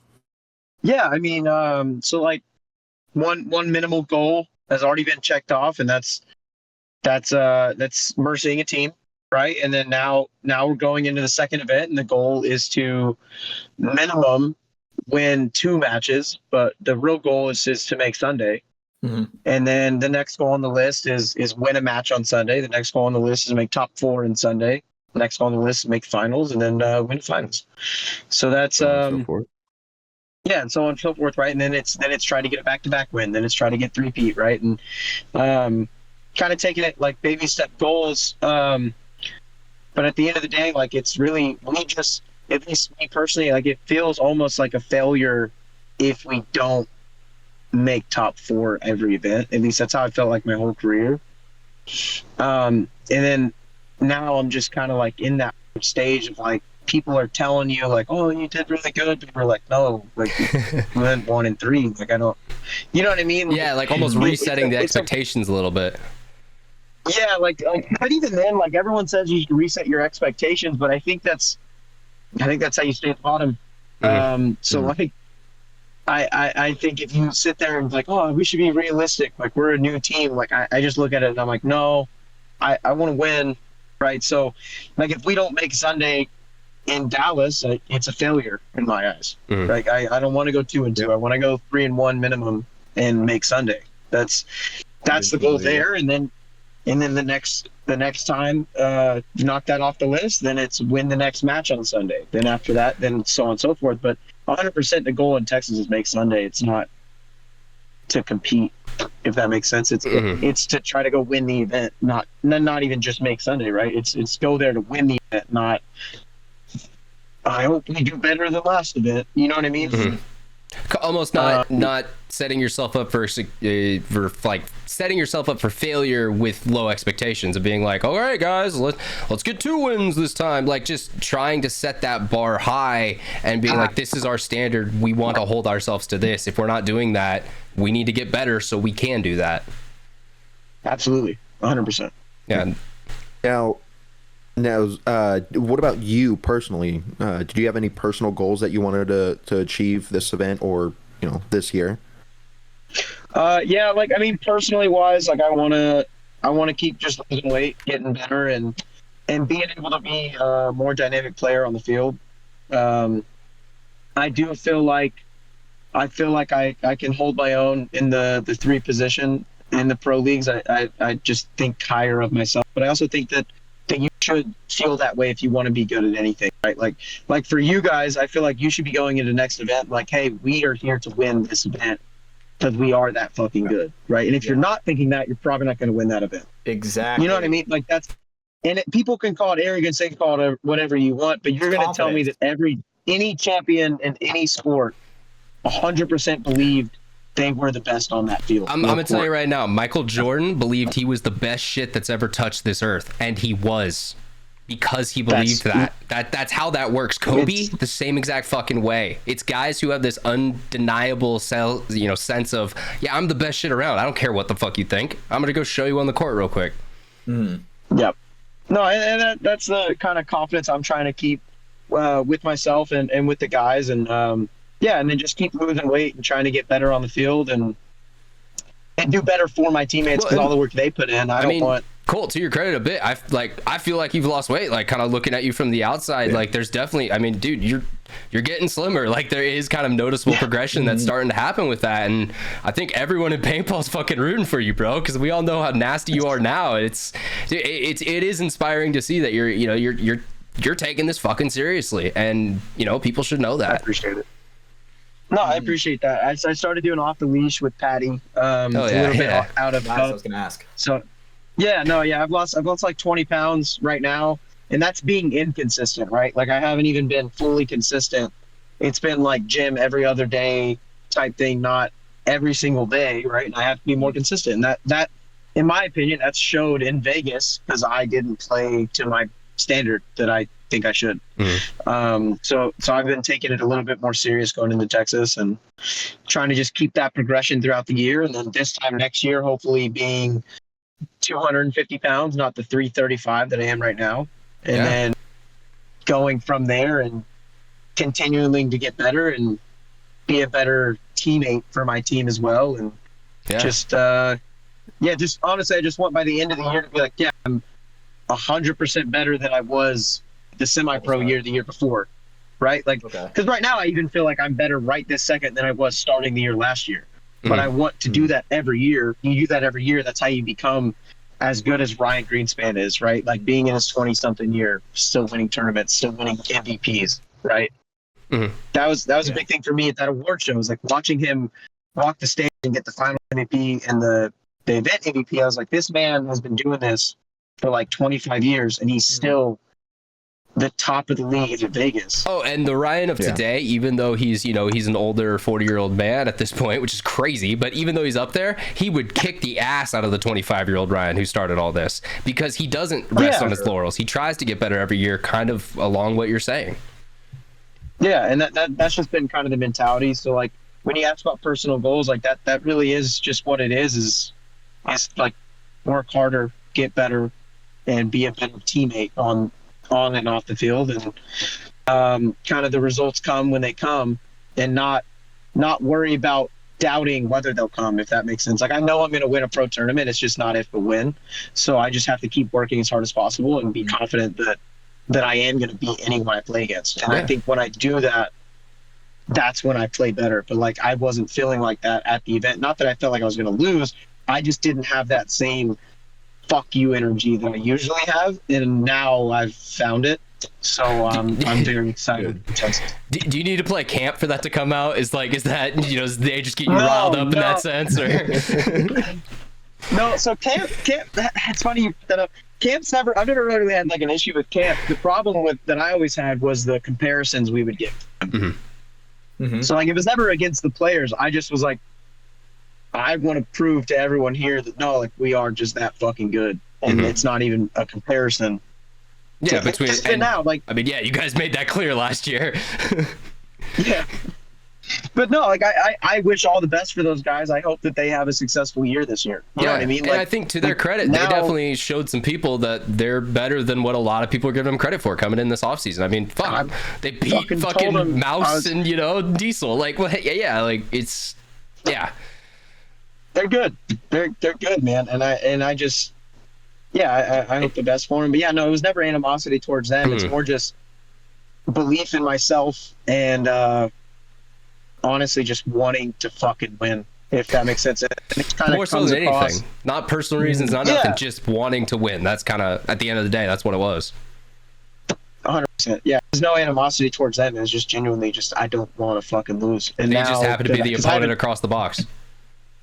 Yeah, 100%. Like I haven't missed a Sunday in paintball, let alone top 4 since 2021. So like I had a funny moment with Scott. I went up to him on Sunday and he was just wearing plain clothes, and I was like, this is how everyone else felt coming to a tournament against you guys. So fucking like, you gotta take one, all right? You have to come back to reality a tiny bit. Yeah, no, 100%. But I think it's a good thing because I think I kind of eye opened everyone up to like, hey, wake the fuck up. We are that good. Believe in it. Don't believe in all the you're in pro now, things are going to change. And I think that was a big thing. But no, I'm very confident going into the other tournaments. Hell yeah. That's what I like to hear. Hey, and then you brought up the award ceremony or whatever, like the summit and whatnot. I just want to say y'all were snubbed for team of the year.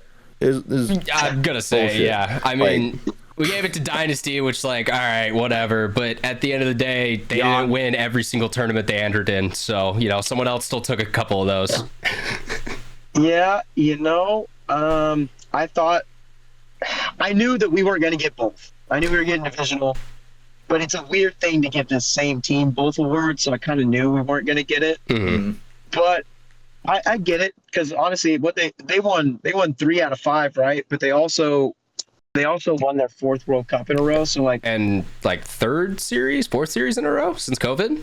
yeah, I don't like, so I'm know. like, I get it, but I think they should have had a team of the year and like team of the decade. We should have got year Exactly. decade. I think. But, There you go. They need But, the Larry, or I don't know, not maybe- Larry, but the like achievement trophy or something, like the lifetime one. yeah, 100%. Make a new category for them.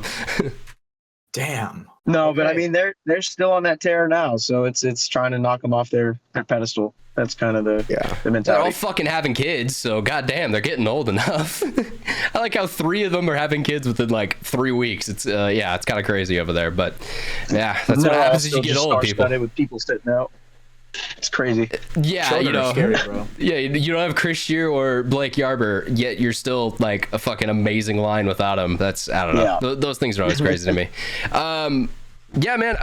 You know, I think we got through most of the stuff I wanted to tonight. Yeah, Brandon, did you guys have anything else tonight? Yeah. All right. What's the team you want to play the most? What's the team I want to play the most? Yeah. What's the team you just want to just fuck up? It's not that I want to fuck them up. It's just it's a nice, like I just really want to play them, and it's honestly it's coming up in Texas. It's Dynasty, right? Like you want to play the top team, right? And I have so much respect for those guys. Like they're really nice to us. Like I was talking to Marcelo at the award show at the summit, and they're all very respectful and nice, and give us words of encouragement and everything. Like if there's anyone that should be at the top, like that team they're not assholes about it, if that makes sense. At least not in my eyes. I don't know how they are to other people. Nicest Like, guys ever. I've had Yeah. nothing but great experiences with them. So like, it's not that I want to go fuck them up. I just want to go play the best team, right? Like, which I'm excited for. That's who I want to play, and I'm happy that we drew them. So I'm very excited. Hell yeah. Oh, yeah. That's fucking sick. I've already heard some early picks, and people are disrespecting Fit, saying you guys aren't going to make it out. I So know. yeah, go slap them up a bit. You know, let everyone Come on, know. bro. I have faith in you, Cole. I'm excited. I'm Oh, excited. I'm gonna be I see all taking the your guys'. comments. I'm gonna be taking your guys' spread. All right, don't get me wrong. I'm here. I'm here all the way. I mean, make you money in the past. I don't know. I don't know. Maybe I'll throw But, sprinkle little money lines on there. Let's go, bro. Oh, okay. Okay. I'm No, just gonna we're come up to you excited, on man. Saturday at the event. Just be like, "It's good. We're good. Let's go." We're good. We're good. Event's paid for. No, I'm very excited. Yeah, But yeah. I'm very excited. Well, yeah, man. One of the last things I did have for you tonight actually is I just wanted to get your vibe. You know, what do you guys got upcoming at Fit? Is there, you know, we talked about Glow. There's potentially a couple other of those later on in the year, but you know, upcoming events and stuff. You know, why should people come head down to Fit in the next, you know, upcoming month? Yeah, we actually do have another Glow. We have another Glow March 30th. Oh, okay. Yeah. That's the next event, and then we have so many events going on. I can't even think of them right now. But the soonest one is March 30th. We're going to have an event, not this weekend, but next weekend, next Saturday. Spots are going kind of quick, so everyone wanting to come and play, I do recommend it. We got a new ball, so it's going to be like the yellow phrase ball, right? So it's got that yeah. bright shell that's super easy to trace, but it's going to have bright pink paint.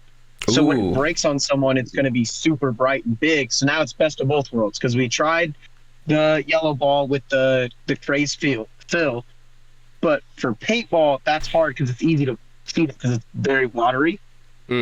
But then with the other paint we had, the last two events, we had a pink ball with pink fill. Perfect. But it's not as bright and traceable as the yellow ball.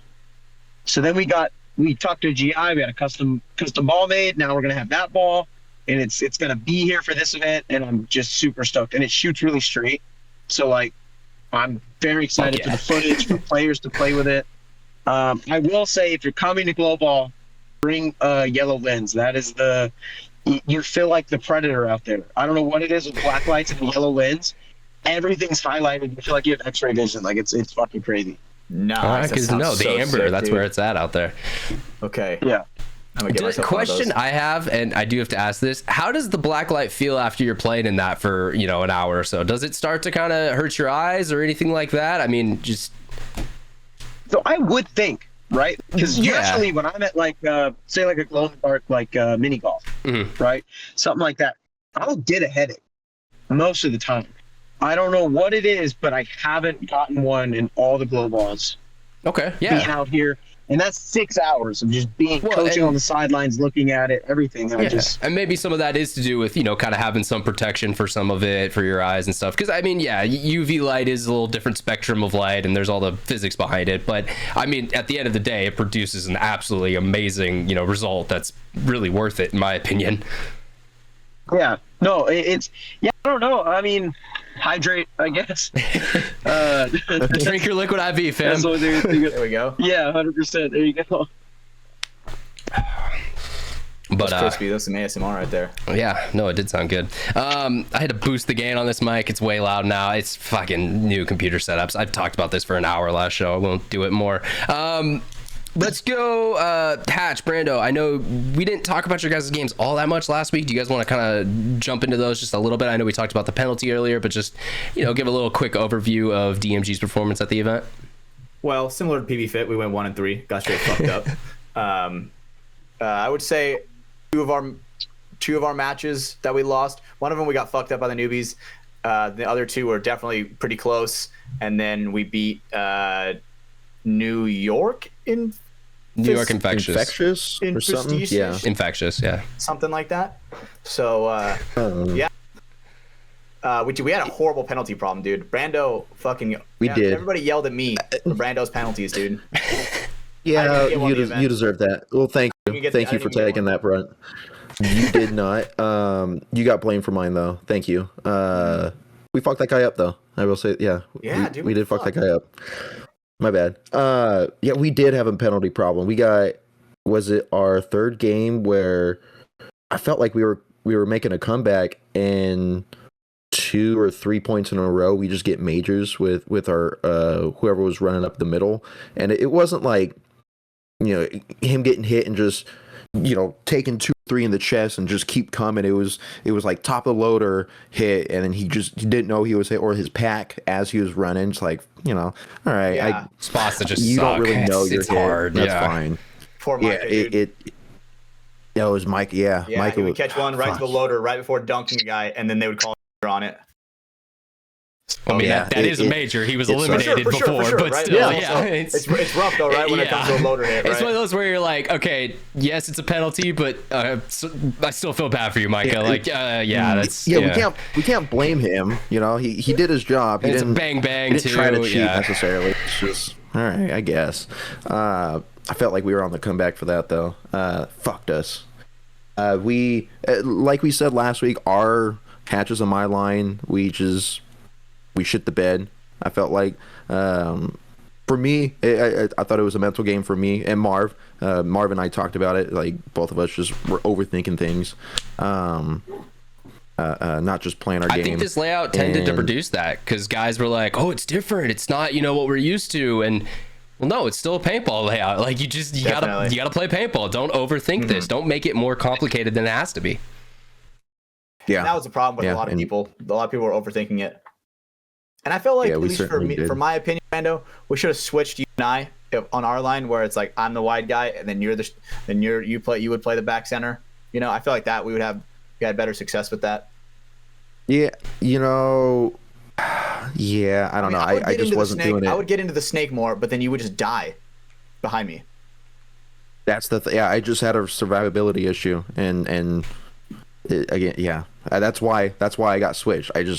He needed me to just get in a spot, survive, and I mean, eventually I attacked. And I didn't feel 100% comfortable either with secondaries from that back center. You know, because I think I was overthinking it.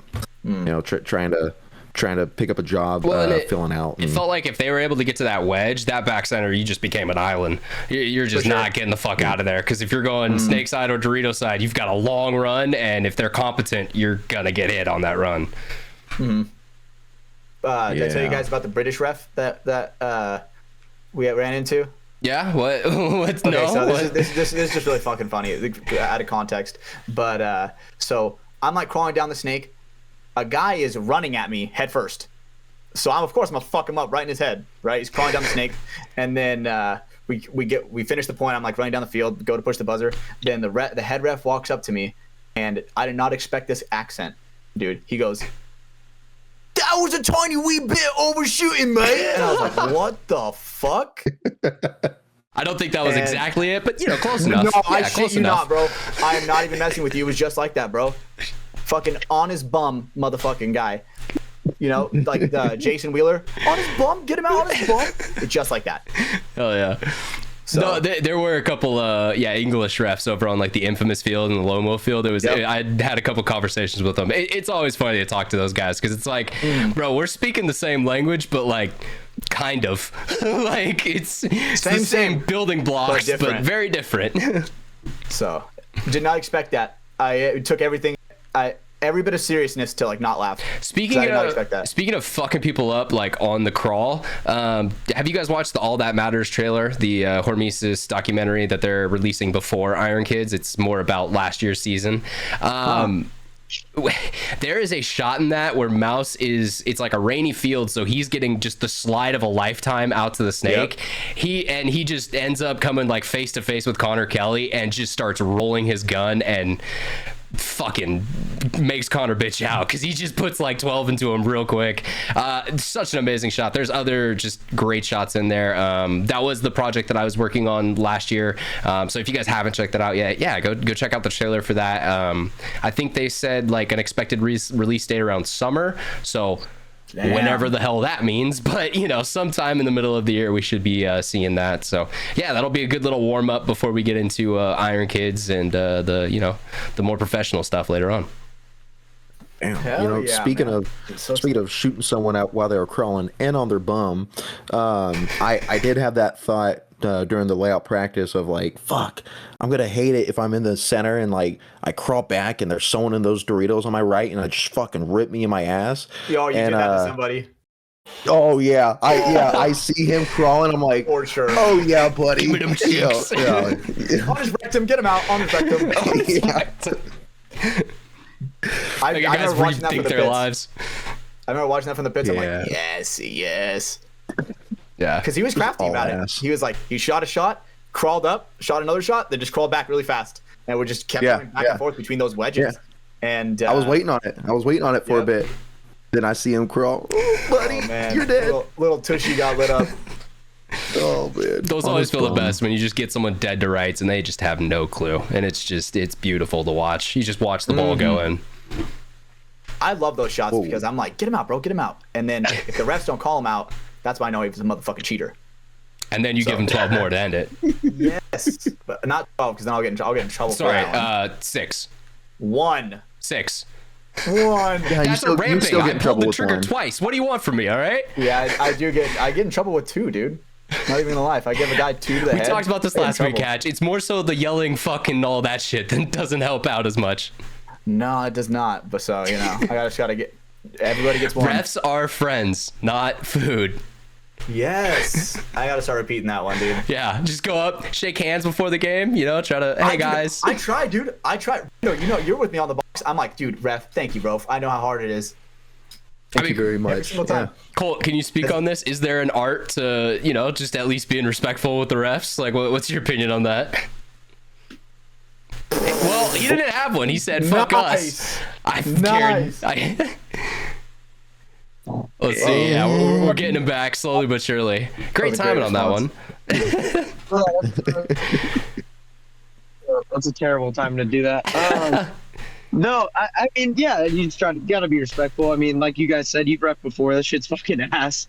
So like, it's really hard to be out there, and I think it's really hard for refs to stay focused, right? So you find yourself just being like, "Fuck, here's another point." All right, like, so I mean, I don't know. Repetitive. I think exactly what you're doing, going out there and telling them that. I mean, same thing I would do. Like, shit's fucking terrible. I do say I try not to ever yell at a ref because it's just gonna make it worse. It never makes it better. Yeah. I've never once seen someone just like, "Are you fucking kidding me? It's a major." I've never seen him get the major call after he said "fuck I've you." seen Like, minors on that guy. exactly. Yeah, you're talking. That's usually when that happens. You say one word after, dude. That's like worthy of a minor for sure. And Oh, dude, I saw one where there's a picture of it. J-Rap goes and hops over to the snake. with Zupa, Trade. Yes. Those photos are amazing. Which 100% a trade. Like it was not a spin. I was fucking watching. Like it, 100% a trade. Ref calls it a trade, and instead of like, he says one thing. He's like, "How's that not a spin?" And the ref's like, "Get off the field." And he's like, "How's that not a fucking spin?" And that's when it went whatever up. he said. That's when minor, and then it pulls off Bernikoff. But it's like, well, you just don't say anything. I love Nothing happens anyways. Yeah. I went back and watched that game on Go Sports. Maddie and Rich in the booth were like, "Oh boy, J-Rab, you just pulled Brendikov off because you're yelling. That's the Russian Legion. That would have been a finger or two." Yeah. dude. The thing is, though, is sometimes you have that like 5 seconds of like argument right after that shit happens. Well, and refs get it too. seconds. If it's Like, you bang, just bang, got an if it's that adrenaline bang, dump, like you gotta, you want to say something real quick. Like that does happen, and people understand that. But it's when you continue. Most refs give you the two thumbs and a head shake, and you just gotta fucking take that as That's as, conversation all right, over. If I say anything else, yeah. That's what I've noticed is anytime a ref gives you two thumbs and a head shake, if you say anything else, you're getting a minor. For sure. That's been Well, and there's also guys who they like pulling that out. I mean, one of my favorite clips I have of Rainey was it was versus DMG a couple years ago. It was in Rebirth. He gets around the side and gives like Dylan 3 or 4. Definitely gets him fired up a little bit, puts him in a soft spot, and the whole time he's just walking by Dylan like just talking shit because he knows Dylan's gonna react. What does Dylan do? He reacts, and the yellow flag goes up, and it's just like, yeah, there's levels to this, like there's guys like Rainey who are playing those mental games, there's people who are trying to get any advantage in the game, and sometimes you just gotta shut the fuck up and go back to your pits. Mm-hmm. And there's some people where, dude, talking shit to them like fires them up even more. Oh yeah, no, that's dude. I would never fucking like if I'm playing ABJ, I'm not gonna say a word to him. If he's doing bad, I'm not gonna say a single thing because I know if I do, he's gonna take it personally and he's gonna come and try to fuck me up next. Mm-hmm. Like when people overshoot, it's like, all right, here we go. I remember that when I speaking of played MechX back in the day. Like I didn't start anything, but I definitely looked at headwear and mask of a dude who started some shit, and I was like, all right, brother, that's okay. We're playing the same line all day. Like I'm gonna play you again, so okay. Yeah. Mech overshooting is so personal though, dude. Mech is because it's like, all right, even just like 3 balls in mech, it's on purpose. Yeah, 100%. Because it's like, dude, you're so pulling the trigger every time. Yeah, anything more than 3 is a deliberate fuck you. At least with ramping, like, there's like the I'm sorry, bro. Like my gun was already going. We're already in the air. Yeah. We're already in the air. Yeah. 100%. The mechanical overshooting though, anybody tells you I'm sorry is a fucking liar. They're a fucking liar. They thought about it. They executed it. They took extra time and effort. Like that's.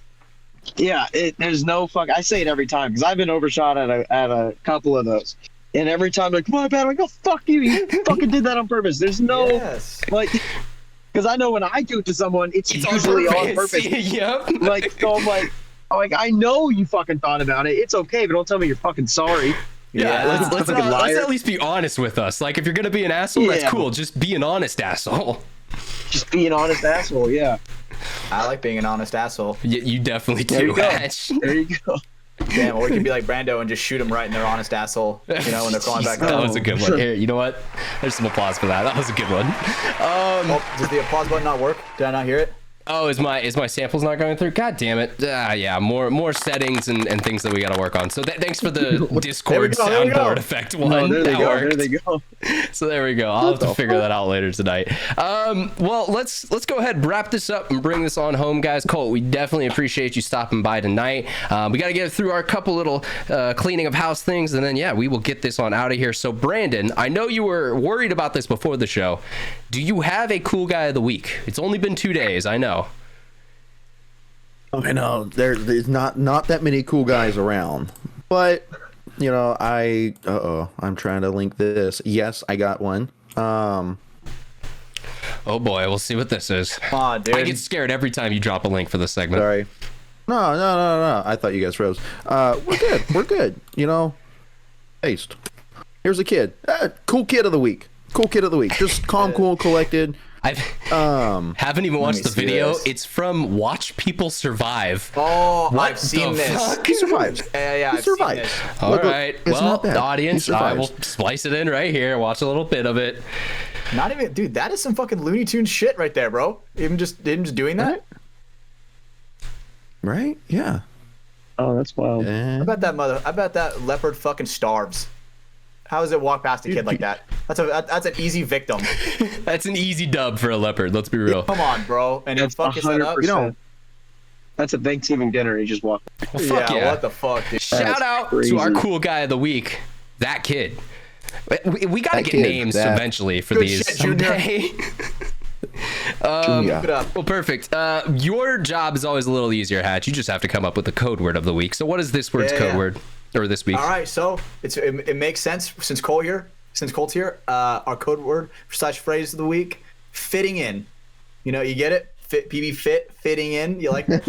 I see what you did there. That was a Pretty creative good, pretty one. good. You've been on a good streak with those recently. There's been some Dude. nice, creative ones. I have like a list of them. I'm like, all right, I try to come up with them relating with the episode. So I got to do them on the spot. If you do them before, dude, no, not it. You can't just come up with the stuff. If you do them before you're Pre-show. gay, is that what you're saying? You basically. So wait. Did you just say doing stuff pre-show is not good? That's how most of the shit gets done, bro. That I one specifically, spend because 2 obviously I like hours to trying to get all this set I up like and to ready. connect inside jokes that are happening at that moment. That makes you know sense. What I'm saying? Yeah, that makes sense. You I know? got you there. For those people who don't know, maybe this is your first time watching because Colt's joining with us tonight. Definitely appreciate you for checking it out and stopping on in. Our code word of the week is just a little system we have so that way we know you made it to the end of the show and you hung out with us the whole time. Drop it in a comment somewhere. Let us know by DM. Hit up the FTS pod account. It's just a way that we can kind of connect with all the guys who are really here and down and supporting the show really heavy. I mean, Schwartz Cable, Mike Ryan, Christopher Struck, the Josh Phoenix, like the names go on and on. All of our Patreons as well. We really appreciate all you guys for giving support to the show. And even if you're not on that side of it, just watching it every week, sharing it around with people, that does help, and that it makes it so we're able to make more content for you guys. So thank you to everyone for checking it out tonight. Fitting in, let us know somewhere about that. I do have a couple more things I got to mention. Make sure you rate the show wherever you're at. If you're on Spotify or Apple Podcasts, it takes literally a second. You just have to hit a couple stars and then you could be done. Go subscribe to the show on those platforms as well. So just hit a little follow button. It's going to notify you when the show is ready to go. Same thing with YouTube. I did mention the Patreon there. Head over to patreon.com/Mafia_Productions. That's where we put all the shows early. They live over there ad free, so you can always check them out at any time. But you get access to it early. That's also where our bonus content and other things that go kind of behind the paywall, because we can talk more shit behind the paywall and YouTube won't take us down. So you definitely go check it out over there. Patreon.com/MafiaProductions. Get signed up and check that out. We also have the merchandise at xxvthelabel.com. Shout out Michael Diaz. He's down there in Texas with you guys, but he's done an awesome job helping us out, getting some cool pieces of merch. So go check that out. I texted Yosh earlier today actually about getting a new design done, and his response was, I don't think I have time. So I gotta find a new designer. He's got a lot on his plate with Core Outdoor and everything going on over there. But yeah, no, I'd love to have his work done again. Yeah, it's a good problem to have. Exactly. We also have our 3 sponsors for the show. We did talk about them earlier, but NECTR Energy, I'll mention them one more time. Head over to NECTR.energy. Use code MafiaProductions. You're going to save some money and get yourself, energized and ready to go.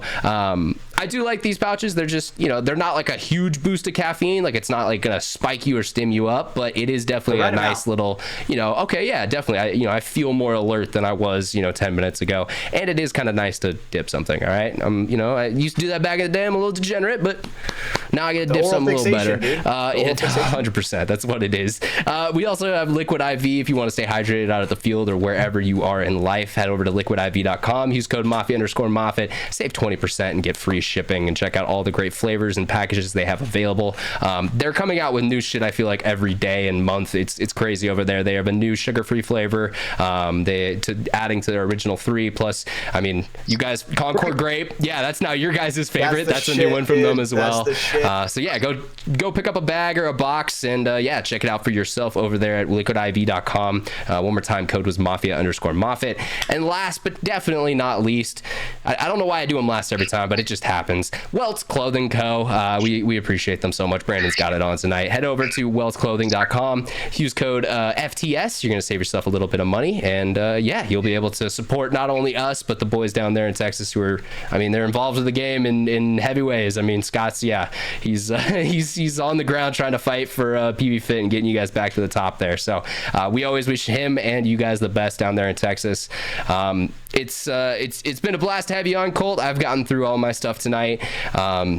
We always love when we can kind of shoot the shit for a little bit. You've sat in your car for the last 2 hours to do this, so goddamn, man, you were dedicated to the cause. So all I can say is thank you for that. No, absolutely. I appreciate you guys having me on. Well, fuck yeah. All right. Well, I think without further ado, guys, we got to bring this shit show on home. So for our special guest, Colt Luckau, for Brandon Brando Baird, and for Stephen Hatch, my name is Ryan Mafia Moffitt. Thank you for tuning in to episode 86 of From the Sidelines, and we will catch you guys on the next one. Bring us on home, Hatch. Bye. See you guys later.